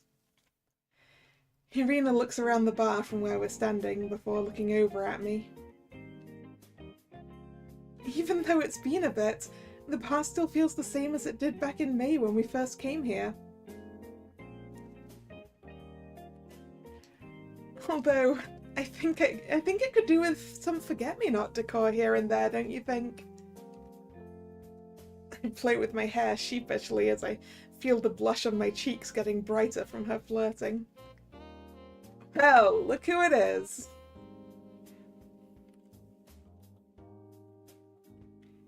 Interrupting us from the counter is none other than Andre, who looks even more giddy than normal seeing us walk in together. As well, seated on a stool in front of him is Aiden, taking a break from their afternoon tea break to turn and look at us. And Nick, I think it's probably the bus driver's fault that you fell over, right? I feel like there's a huge amount of difference when you're standing on a bus depending on what the driver's like. Like, the most in danger I've ever felt standing on a bus was a rail replacement bus in Germany, which was going definitely too fast around those corners, and I would absolutely have fallen over if the bus wasn't completely packed.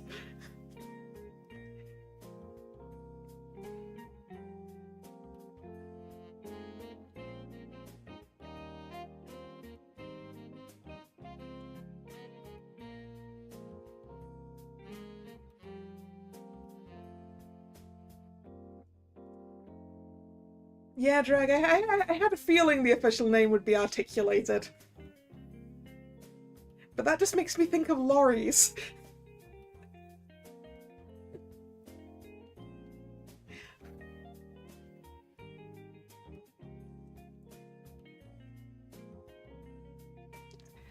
As well, seated on a stool in front of him is Aiden, taking a break from their afternoon tea break to turn and look at us. Does Aiden come here for tea every day now? We walk up to them together, with Irina waving at them happily. It's nice to see you two again. Likewise. Good to see you liked our little city enough to come back for a visit again. That, and a certain someone, of course. I give Andre the same pout I gave Crow earlier. Not you too. As Andre looks a little too pleased with himself, Aiden gives Irina a polite nod. It's good to see you too. If anything should come up during your stay, you can seek me out at the precinct. Thank you, Detective. I'll keep that in mind. Aiden takes another sip of their tea and gets up, pulling out some money from their wallet and placing it in front of Andre with another polite nod.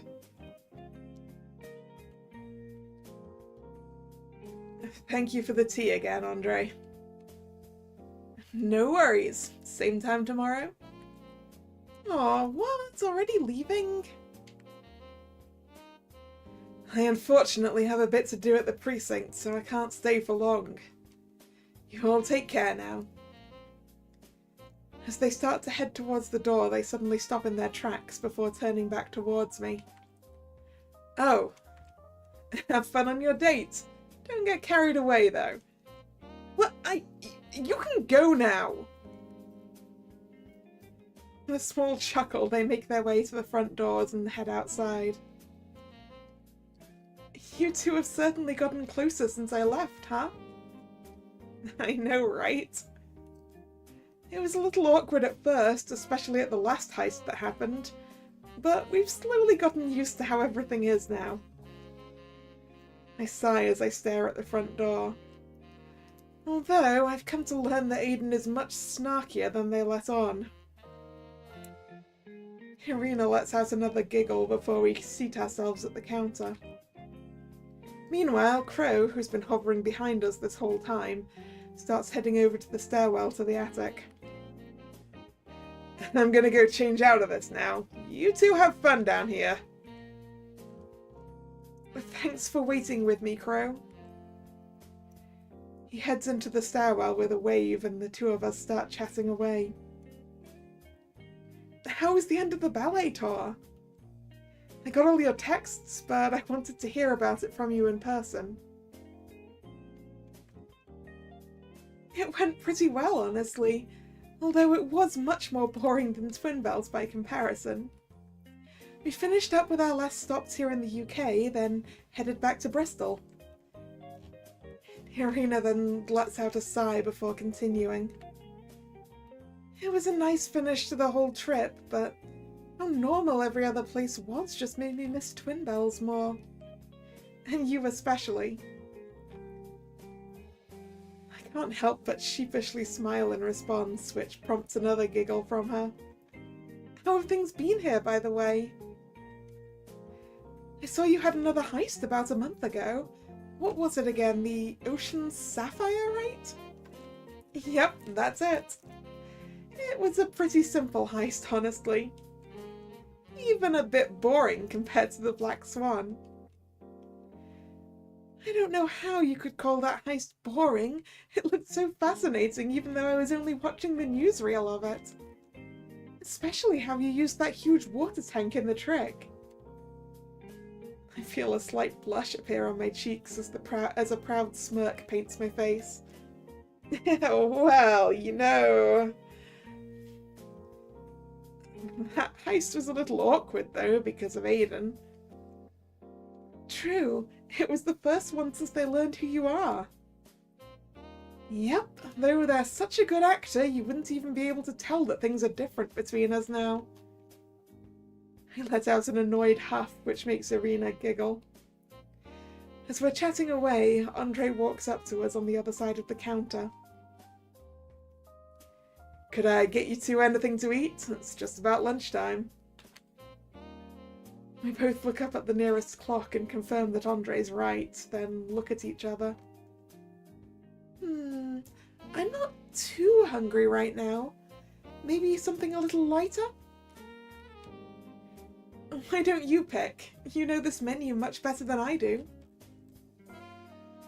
If you're sure, then how's about... Crisps and dip, chips and cheese, or open-faced sliders.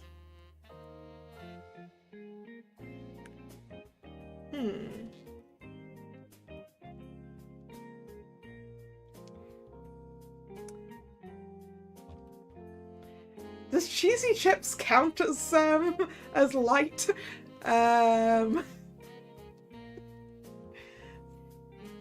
Sliders, I think, are like tiny burgers. I think. I think that's an American thing.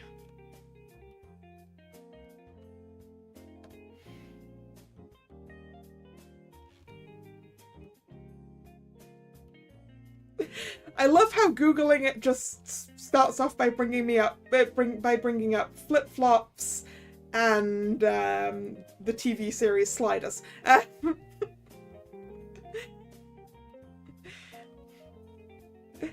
But once I get down to the images section, yes, it appears to be small burgers.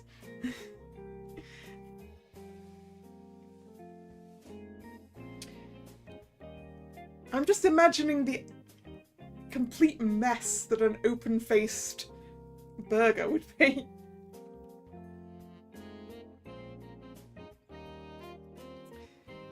Actually, most of these options are messy.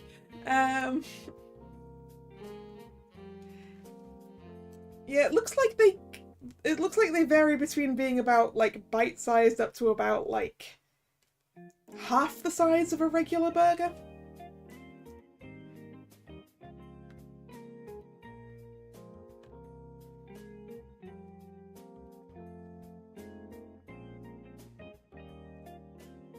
I mean, I guess if they were actually bite-sized, then them being open-faced wouldn't cause a problem.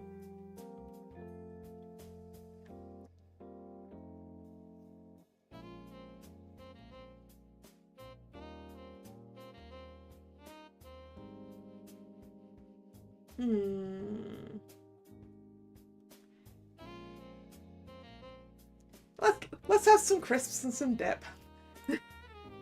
We could get some crisps and dip to share. The dip Andre makes here is super good. I'm sure you'll really like it.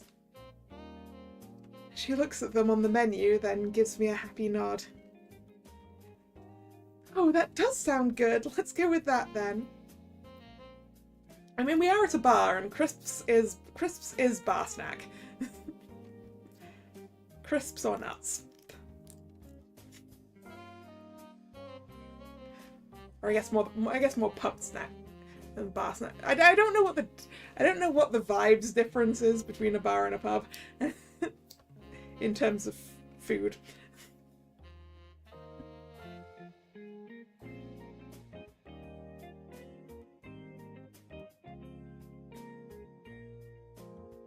I'll go get that ready for you then. Any preferences on the drinks? I'm good with anything. Anything non-alcoholic for me. Andre gives us a quick nod, then heads to the kitchen with a determined smile on his face. He always looks so happy to cook for others. He does. Although I feel like he's especially happy today because of us. Irina lets out another one of her cute giggles in response. I won't lie, even though I only visited a couple times while the ballet was here, I have missed Andre's cooking. It'll be hard not to eat here every day while I'm visiting. I'm sure he'd appreciate it, though. In the middle of our chatting, Andre walks back out of the kitchen carrying our lunch to us.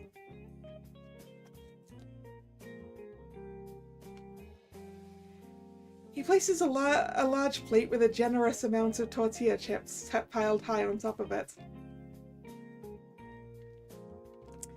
Ah, tortilla chips.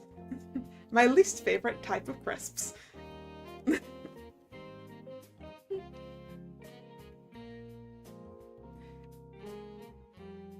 But I guess those are the ones that go best with dips. Accompanying the edible tower are 3 small dishes filled with various dippings. A rich golden cheese dip, a hearty garden salsa, and a creamy spinach dip. Ooh, that last one sounds nice. Irina and I each grab a crisp, and proceed to try dipping it into our dip of choice. Try, of course, because we instinctively both chose the cheese dip first, causing us to share a giggle over the coincidence. You're the guest, you can go first. Why, thank you, don't mind if I do. She then takes her crisps and delicately dips it into the cheese, enjoying a bite of it as she lets out a satisfied hum. As we're starting to dig into our lunch, Andre also pulls out something else and places it between us. That something is a large hurricane glass filled to the brim with one of Andre's fruit concoctions. And 2 straws! Or rimmets. It has a pair of straws, each pointed at us, and a couple of lemon and lime slices on the rim. Andre then gives us a playful wink. Can't have lunch without something to drink.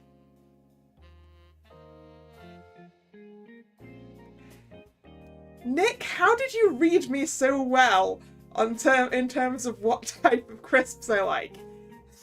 Have I given that away before? Or am I just really easy to read?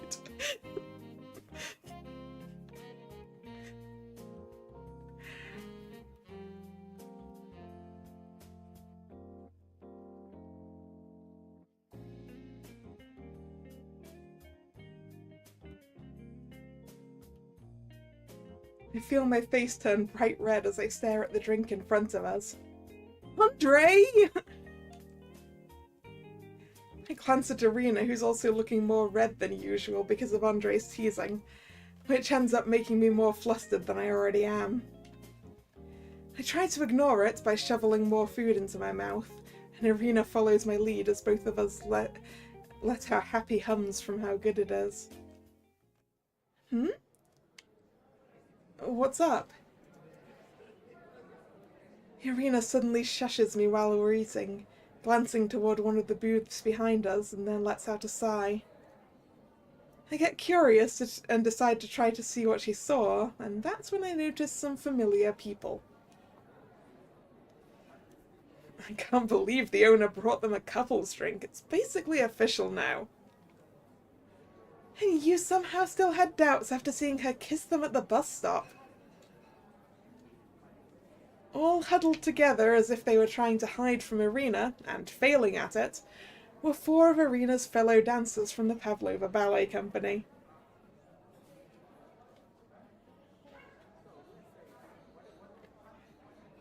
Yeah, that's fair, Nick. That's fair.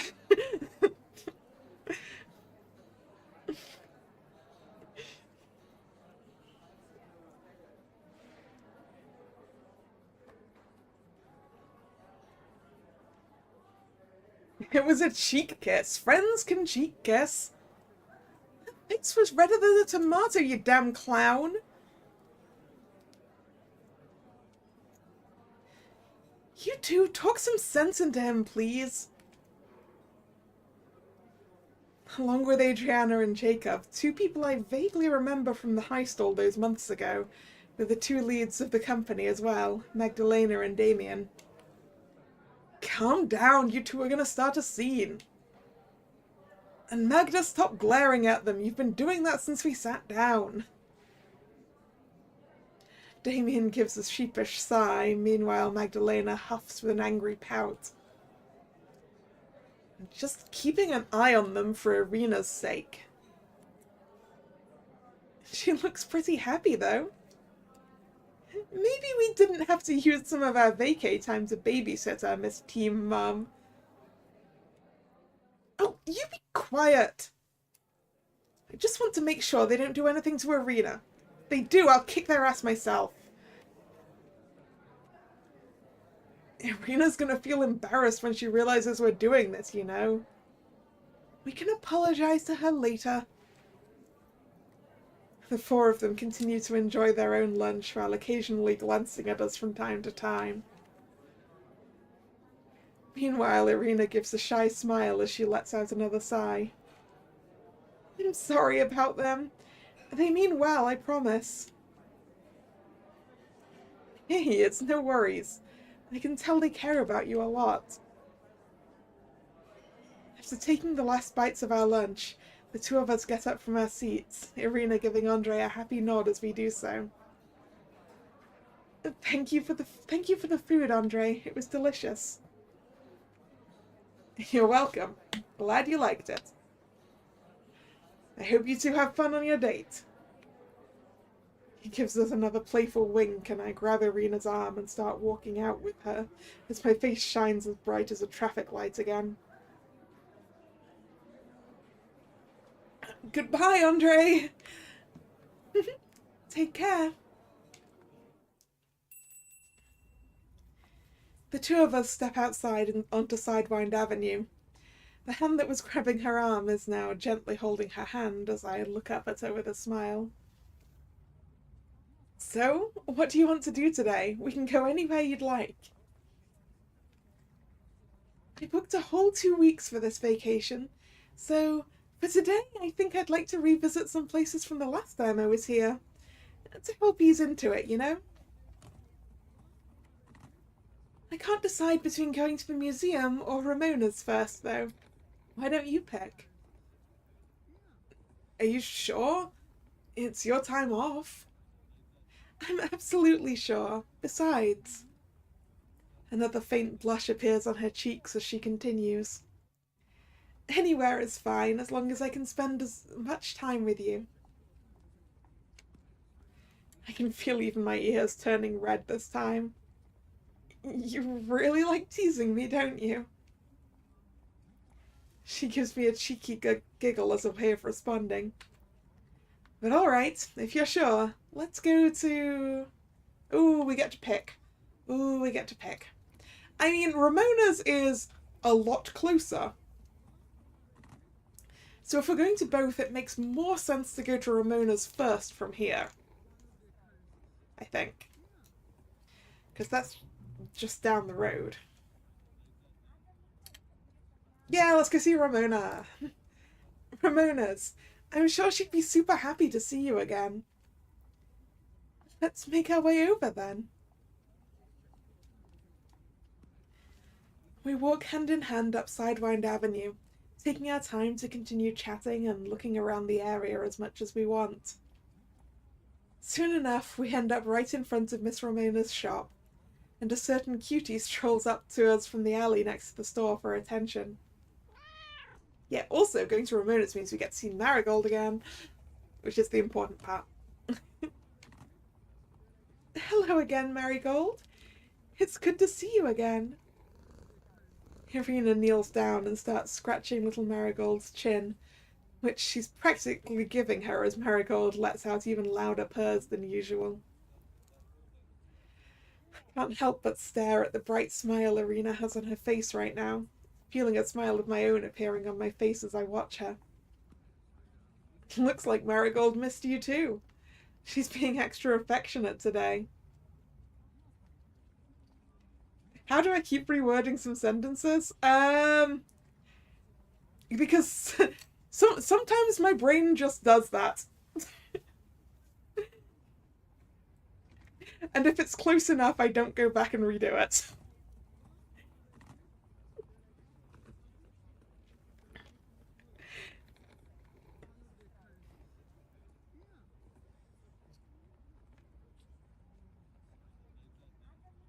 Half the time I don't even notice myself doing it either, Drag. She certainly is. Part of me wants to just stay here and pet her all day. Irina slowly gets back up and Marigold gives her legs a gentle rub before returning to her usual spot. Gosh, she's still so cute. I kind of want a cat of my own now. I think we've loitered around here enough, however. So why don't we head inside now? She holds her hand out towards me and I gently take it, interlocking my fingers with hers. After you. A bell hanging from the door welcomes us inside as we step into the familiar shop full of flowers and greenery. A subtle sense from the plants envelop us, and we see Ramona near the register give us her signature smile. Well, hello there, you two. Aren't you a sight for sore eyes? It's good to have you back in Twin Bells, my dear. It's good to be back. How have you been, Miss Ramona? No need to be so formal. You can just call me Ramona, and it's just been the same old here. I'm certain someone's been so sad and lonely ever since you left, however. I clear my throat to quickly interrupt her, as I can immediately tell where she's going with this. Anyways, was there something you wanted to get while you were here? Because the two of us can help if you'd like. Well, other than saying hello to Ramona, I did want to see if there was anything I could get for my mother as a gift while I was here. Is it alright if I look around a bit? Take your time. I'll be here at the front if you need anything. She gives us one more smile before getting back to what she was working on behind the register. We then start to slowly walk around the shop as Irina looks over everything thoughtfully. What were you thinking of getting for her? I'm not too sure, honestly. Even though my mother can be a bit hard-headed at times, she still has a soft side to her, so I know she'd love anything from this shop. Your mum sounds interesting for sure. Irina lets out a little laugh at my comment. That she is. I'm sure the two of you would get along well should you ever meet. She continues looking around at all the different plants Ramona has on display, with that thoughtful look on her face. You know, the mood's kinda good. Maybe I can... Oh, flirt! Definitely flirt! I quickly psych myself up, then turn my attention to Irina. You know, Irina, while all the flowers in here are beautiful, they're not as beautiful as you are. My hand immediately flies up to my forehead to smack it, as the embarrassment instantly hits me after I say those words. Meanwhile, Ramona's bracing herself against the front counter, trying her hardest not to fall over from how hard she's laughing.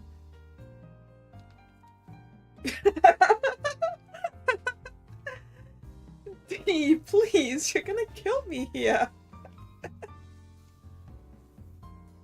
My face turns even redder because of how hard she's laughing.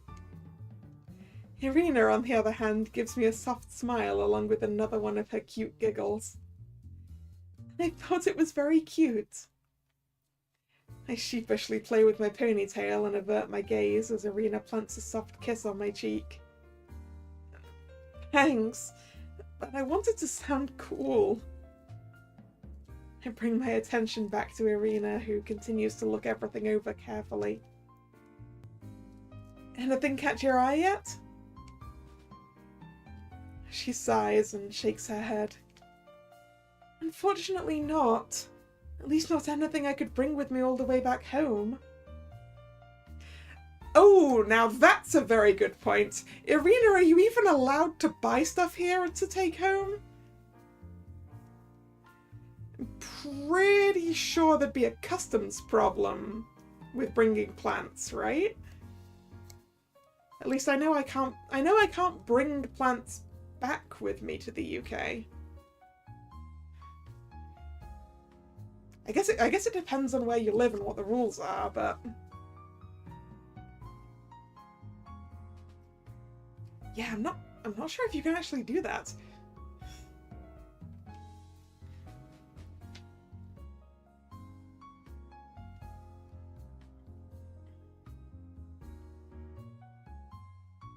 I'd get her a plant, but I'm worried about trying to transport it. Just then, Miss Ramona walks towards us carrying something in her hands. I assumed that the ballet company wasn't UK based. I can't remember if we were told that or not.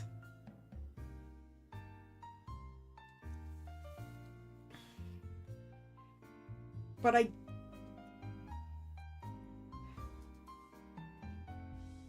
don't know.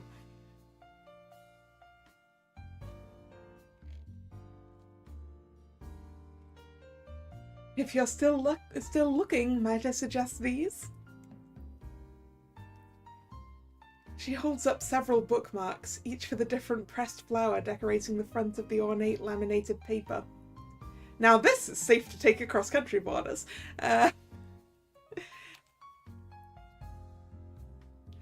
got the idea to add these to the store after cleaning up some of the plants from last season. What do you think? Would your mum like something like this? Irina delicately takes a handful of them from Ramona and looks them over with a sparkle in her eyes. Oh, these are so cute! She'd absolutely love these. Let's see. After sorting through all the ones in her hands, she pulls out 2 of them from the batch. I'll take these 2. This one will be for my mother. She holds one up to show us as she explains, a bookmark with some pressed clovers on it. And this one will be for me, which I'm going to assume is forget-me-nots, right? She shows us the other one, and I start to play with my ponytail sheepishly. On this one were some pressed forget-me-not flowers, which I can't help but notice her smiling softly towards. That reminds me, I had some forget-me-not seeds somewhere. I've no idea where they went.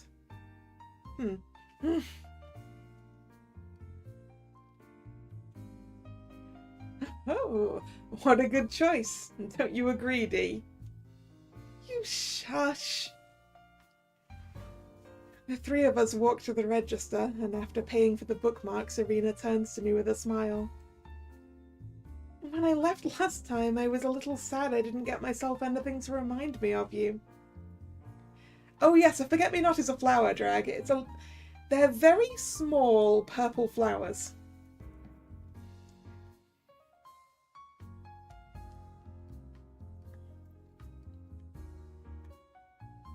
They're very cute.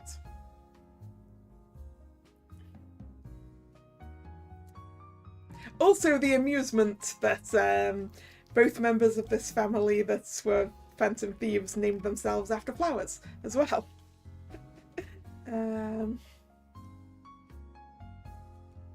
But with this, I finally have something. She puts the bookmark into her purse and gives Ramona a happy nod. Also, actually, specifically, I should point out that I'm pretty sure these are forget-me-nots. I guess they're more blue than purple, actually. But the borders of the text box, I believe, have been forget-me-not flowers the whole time.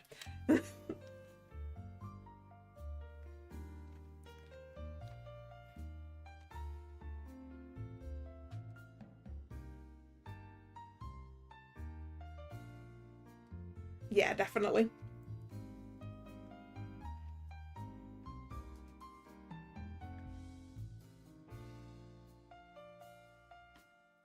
Thank you so much for your help. You're welcome, dear.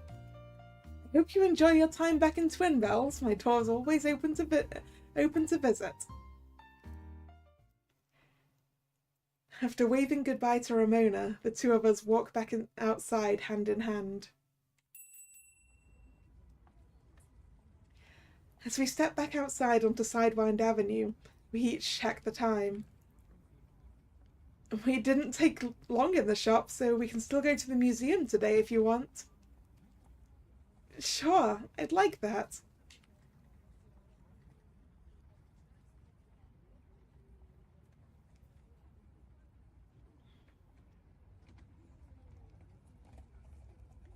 We take a bus up to the heart of the city, walking a little bit before we reach the Wilkinson Museum of Art and History.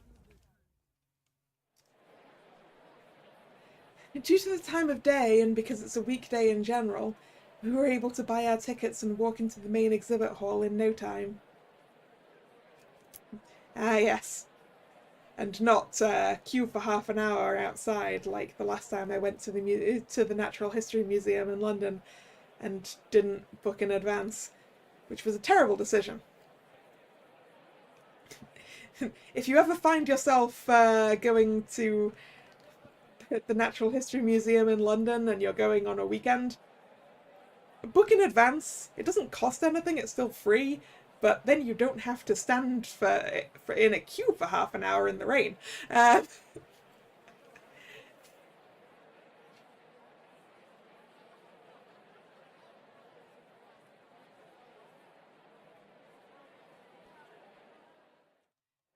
We wander around the general exhibits, since there aren't any events happening at the moment now the Ocean Sapphire exhibit ended. It's a shame your trip happened right after the last exhibit ended. I would have liked to see it with you. It did look interesting, but no worries. I didn't get to see the rest of the museum the last time I was here, so this is still pretty fun. Oh yeah, I've been meaning to ask. Did the ballet company even get a chance to take a look at the exhibit the Black Swan was featured in? You all seemed pretty busy. Actually, the entire company was invited on an exclusive tour before the exhibit opened to the public. Irina thinks to herself for a moment, then laughs a little before continuing. It was actually on the night of the heist. I avert my gaze with an embarrassed chuckle. Sorry that I interrupted that. No worries. It actually wrapped up before your show started. Amidst our chatting, we see a certain duo enter the exhibit hall, with an entourage of security following. They notice us and walk over to where we are, looking much more jovial than the other as usual. Well, hello there. It's nice to see you, Desiree. And good day to you, too. You were one of the ballerinas from Pavlova, correct? That's correct. I'm honoured you remember me. So Wilkinson lets out one of his usual deep chuckles. Max, who's been standing off to the side this whole time, gives Irina a polite bow. It's wonderful to see you again, Miss Lebedev. It's truly an honour that you chose to visit our humble museum again. He tries to get closer to give Irina a handshake, but I quickly step in between them, much to his dismay. Wow, I'm so honoured to meet Maximilian Wilkinson in person by chance. But aren't you super busy right now? We'd hate to bother you when you're so busy and can't stay for too long. I'm actually not too busy right now. I said we'd hate to bother you when you're so busy. Did we tell these two about our identity? Oh, Max definitely not. But given how well given how well I've completely forgotten what his name is, and I literally just read it. Well, Mr. Wilkinson we'll go with. Given how well he knows Crow, it's possible he's figured it out. Who knows? I just remembered I have something to do. Take care now. Max gives us another bow, then speed walks away from us. I stick my tongue out at him while he's not looking, which makes Sir Wilkinson let out another deep chuckle. Sir Wilkinson, Sir Wilkinson. Don't be too mean to him now.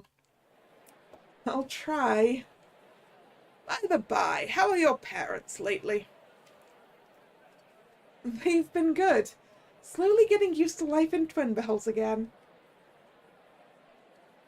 I spot the confused look Irina's giving me out of the corner of my eye. Ah, so Wilkinson's old friends with the Commissioner and my papa. Even I had no clue about it until a while ago. Oh, that's right. Jean-Jacques and I have known each other for many years now, so I'm thrilled to see him and his wife back in the city. But that's enough from me. I'd hate to interrupt you two any further. I hope you'll enjoy your time here. Thank you, sir. Take care. Sir Wilkinson gives us a cheerful wave and walks toward the security officers who were waiting for him nearby. It's never a dull moment with you now, is it? Hey, come on now. Irina gives me a cheeky laugh, and the two of us continue wandering around the exhibit hall. We say nothing for a while, simply enjoying the pieces at our own pace, as I then think to myself, it's just the two of us right now. More flirt! More flirt! It's worth a shot!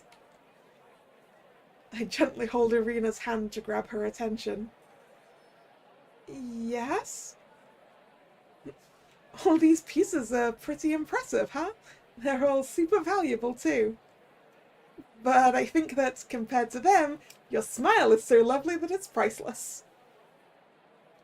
I immediately bury my face in my hands, feeling the embarrassment hit me like a truck the second I stopped speaking. Irina, with a light blush painting her cheeks, lets out a giggle in response, but I also hear someone else chuckle nearby. You truly do take after your father, don't you, Desiree? Well, my face gets even redder in response, which makes Irina's giggle from earlier turn into a loud, joyous laugh. Your flirting always seems to end up like this, doesn't it? But I think that's part of what makes you so cute. Now you're just teasing me. I'm not sure it's completely backfiring, it seems to be working.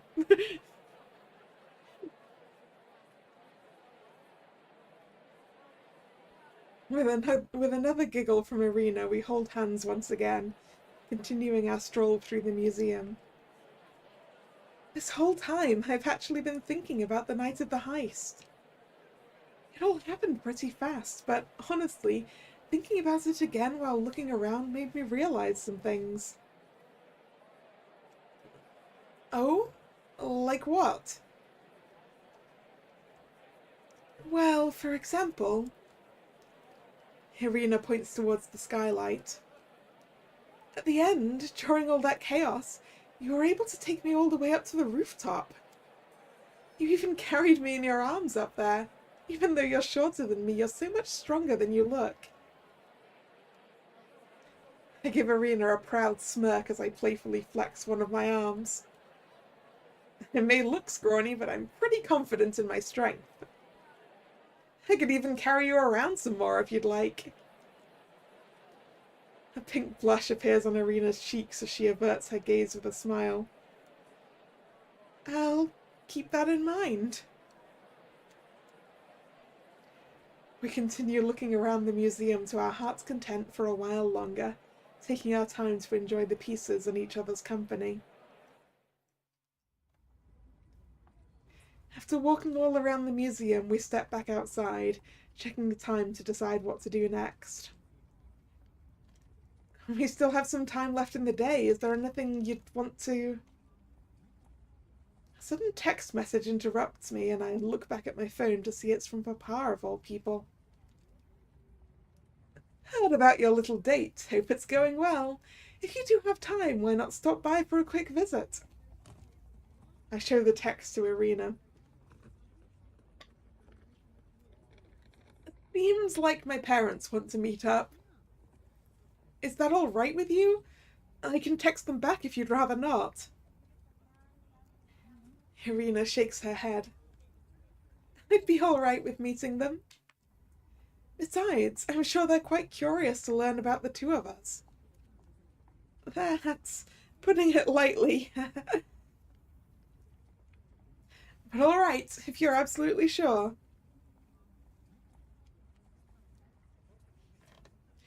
I quickly send him a reply, then tuck my phone away. We then start to make our way to the northern part of Twin Bells, walking a bit faster than we did earlier to not keep them waiting too long.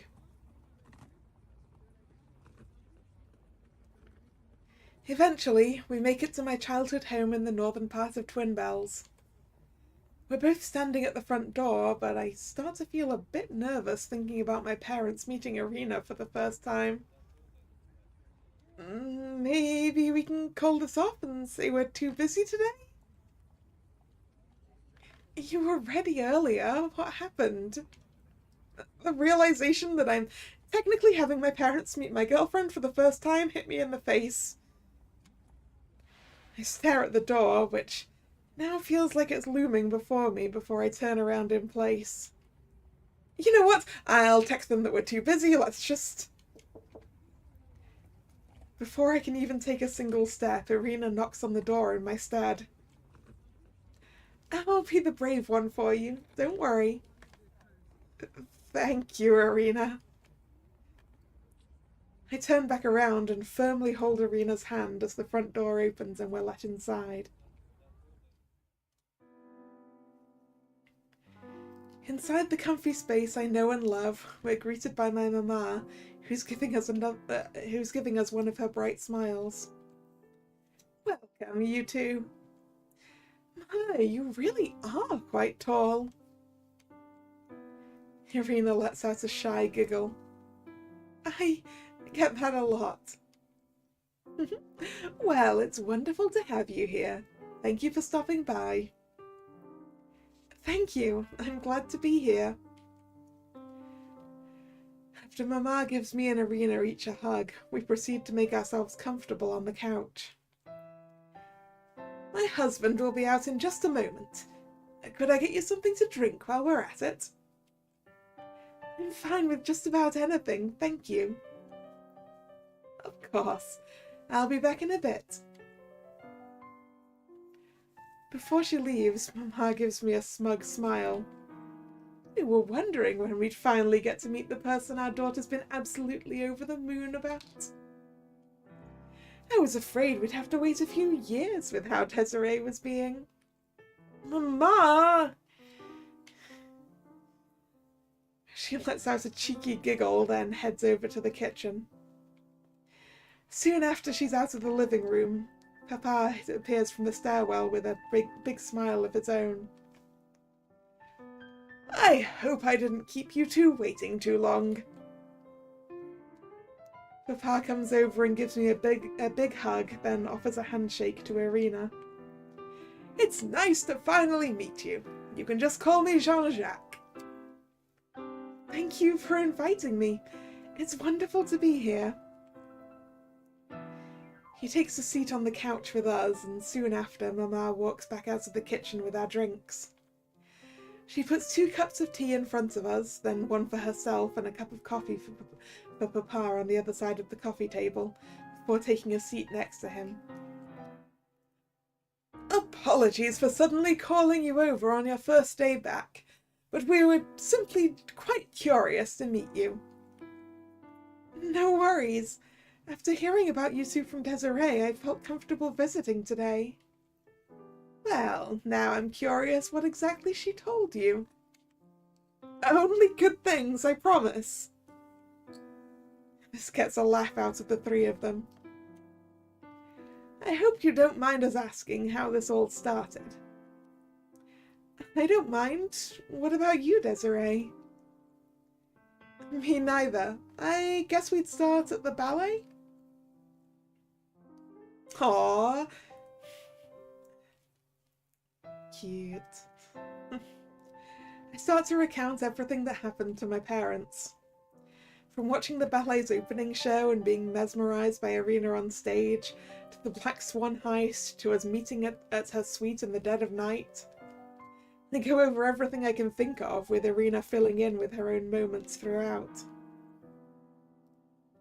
As we wrap up, I notice the odd look Mama has on her face.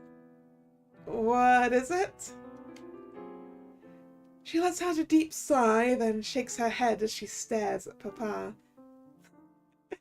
In another way that Desiree is just like her dad, huh? How is it possible for her to take after you so much? Papa lets out a deep laugh in response. Meanwhile, I'm left even more confused. How familiar is Irina with our, you say, family history? Family history? Oh, yeah, Irina knows you're the Scarlet Rose. Irina and I both let out sheepish giggles. That's right. I accidentally overheard Crow explaining everything before. My apologies for that. Haha, no worries. Honestly, it makes explaining things easier. But anyways, what's made your mother so mopey is that your story is so similar to how we met. What? You're kidding, really? I wish we were kidding. Even down to the rendezvous on the balcony, you two continue to be so identical. Mama sighs again with a pout as Papa places a cheeky kiss on her cheek. I will admit, however, it is pretty romantic. That it is. Irina and Mama giggle together. Meanwhile, I feel a blush glowing on my cheeks as I drink my tea. Mama then turns to me with another smug look on her face. Although, I guess you don't completely take after your father. Not after I heard what you said at Ramona's earlier. Well, the flowers in here are beautiful. They're not as beautiful as you, huh? But how did you know about that? Mona told me. She was practically on the floor as she was remembering what you said over the phone earlier. Ah, so, Jean-Jacques is a bit smoother then, is he? Mama starts laughing as I let out an angry huff. Irina gives me a gentle smile, although I can tell she's holding back her own laughter. I thought it was very cute. She plants a tender kiss on my cheek and I pout with my face turning bright red once again. Papa then lets out another chuckle as he turns towards us. You do still have a bit left to learn. Now, what was it again? Ah, right. Compared to all these pieces, your smile is so lovely that it's priceless. My jaw would probably be on the floor right now if it could fall that far, as I feel the colour drain from my face hearing Papa recount what happened at the museum. What? How did you... Her reaction gets another deep laugh out of Papa. I was quite surprised when I heard about it, but I suppose Sir Wilkinson must have also thought it was quite amusing. Sir Wilkinson? I hide my face in my hands, vividly remembering how he chuckled after hearing my attempt at flirting earlier. At the same time, Irina gently pats me on the back. I'm gonna perish right here on this couch. But I love your flirting, it's cute. I was trying to be cool, though. As the giggling subsides, my parents then turn their gazes towards us and give us tender smiles. Teasing aside, we're glad seeing just how happy the two of you are together. That's right. While your relationship is in its early stages, we hope that you two continue to have the same amount of love for each other as time goes on. Irina and I look at each other, giving each other the same tender smile, then gently hold hands. Papa then checks his watch, visibly surprised by what time it is. The time's really flown by. It feels like we've barely started talking, yet it's almost time for dinner. If you two don't have any plans, why not stay a bit longer and have it with us? That sounds good to me. What about you, Desiree? Sure, that's fine by me. The four of us get up from the couch and head to the kitchen as we decide to work on dinner together. Wow, a kitchen that's large enough for 4 people to work on dinner at the same time together. That's a big kitchen. Or maybe my kitchen is just really small. Right, several hours later.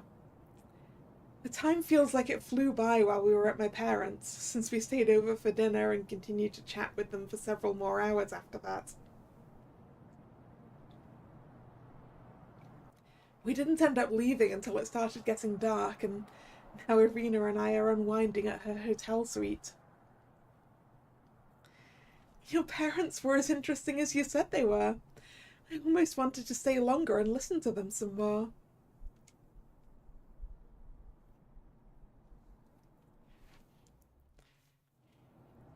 Are you sure 5 people wouldn't get in each other's way cooking together? Well, I guess if you've got enough space. If you've got yeah, I guess a largish kitchen with a kitchen island in the middle, and you would have plenty of space, I guess. My kitchen is just tiny and pokey, and maybe 2 people can work together. As long as one of them is staying still and not getting in the way.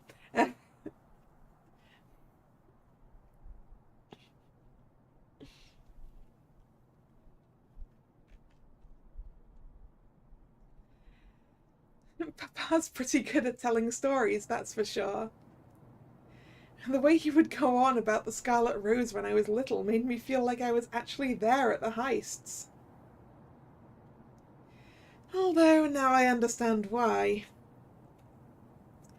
We both share a laugh, and I gently lean on her shoulder. She then wraps one arm around me and rests her head on mine. The past few months have made me realize just how much I missed them. Even the first time I got to stay over for dinner after they moved back made me so emotional. I didn't realize how much I wanted that kind of normal life back. I'm guessing Desiree is still living above the Gallon Rogue then. From seeing how happy they were tonight, it's obvious they feel the same way, maybe even more so. That's true. I did want to ask, however, how come you're still living in the attic with Crow? I thought you would have moved back in with them. You'd think, right? But it's actually something that I thought about for a while now. The past few years, I found myself wondering what I'd do if my parents suddenly moved back to Twin Bells. Early on, I did want to move back in, but as time went on, I realised that I was starting to feel a bit cramped there. I give Irina a big smile before I continue. I'm actually thinking about moving out of the attic, to a place of my own. Miss Ramona's been helping me look around for any flats near where she wants to move the shop to. It'll take some time, but I'm looking forward to it. That's wonderful. Let me know if I can help in any way. Moving out on your own for the first time can be a bit overwhelming after all. Sure thing. Irina's soft smile changes into a look of concern as she continues. About you feeling cramped, though. Is that because of your grandfather? It's that obvious, huh? I let out a deep sigh as I sink further into Irina's embrace. I know that he'll learn and forget me not eventually. That's something I can't ignore forever, but I just don't know. Mama and Papa have said that he's started to ease up a bit, but that doesn't mean anything to me after the years he spent making me feel like garbage. The past few years have helped me finally understand myself, so I'm worried that he'll ruin that for me when he finds out. I look up at Irina and give her an apologetic smile. Sorry for unloading all this on you suddenly. Irina holds me tighter in response. Don't apologize, I don't mind at all. I'm glad that I can lend an ear in moments like these, so don't feel bad for doing so. I admittedly was worried about you concerning that. I just didn't know how to ask. Thank you, Irina. A soft blush lights up my cheeks as I play with my ponytail. I then sit back upright and turn to face Irina. I'm always open to do the same for you, you know. I know how hard it is to open up, so I don't mind waiting for when you feel more comfortable. I waited almost 5 years for Papa to tell me about his secret, so being patient isn't anything new to me. She blinks in surprise for a moment before letting out a cute giggle. I guess I'm also a bit predictable. Thank you for being patient, though.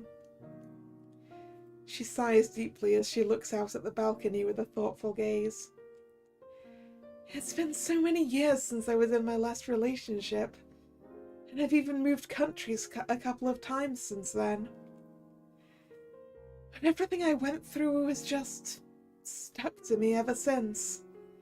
Like a scar that refuses to heal, I'm always reminded of those years. Because of everyone around me, like my parents and my uncles, or even my friends in the ballet company, I've been slowly healing, but... She looks back at me with a sad smile. I just wish I could heal a bit faster.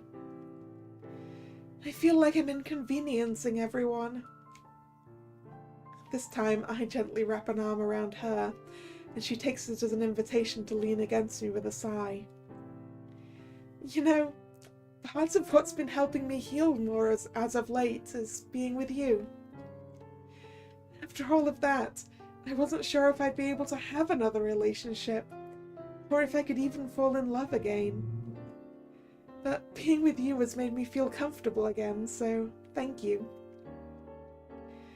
I'll slowly be getting used to everything again. Thank you again for being patient.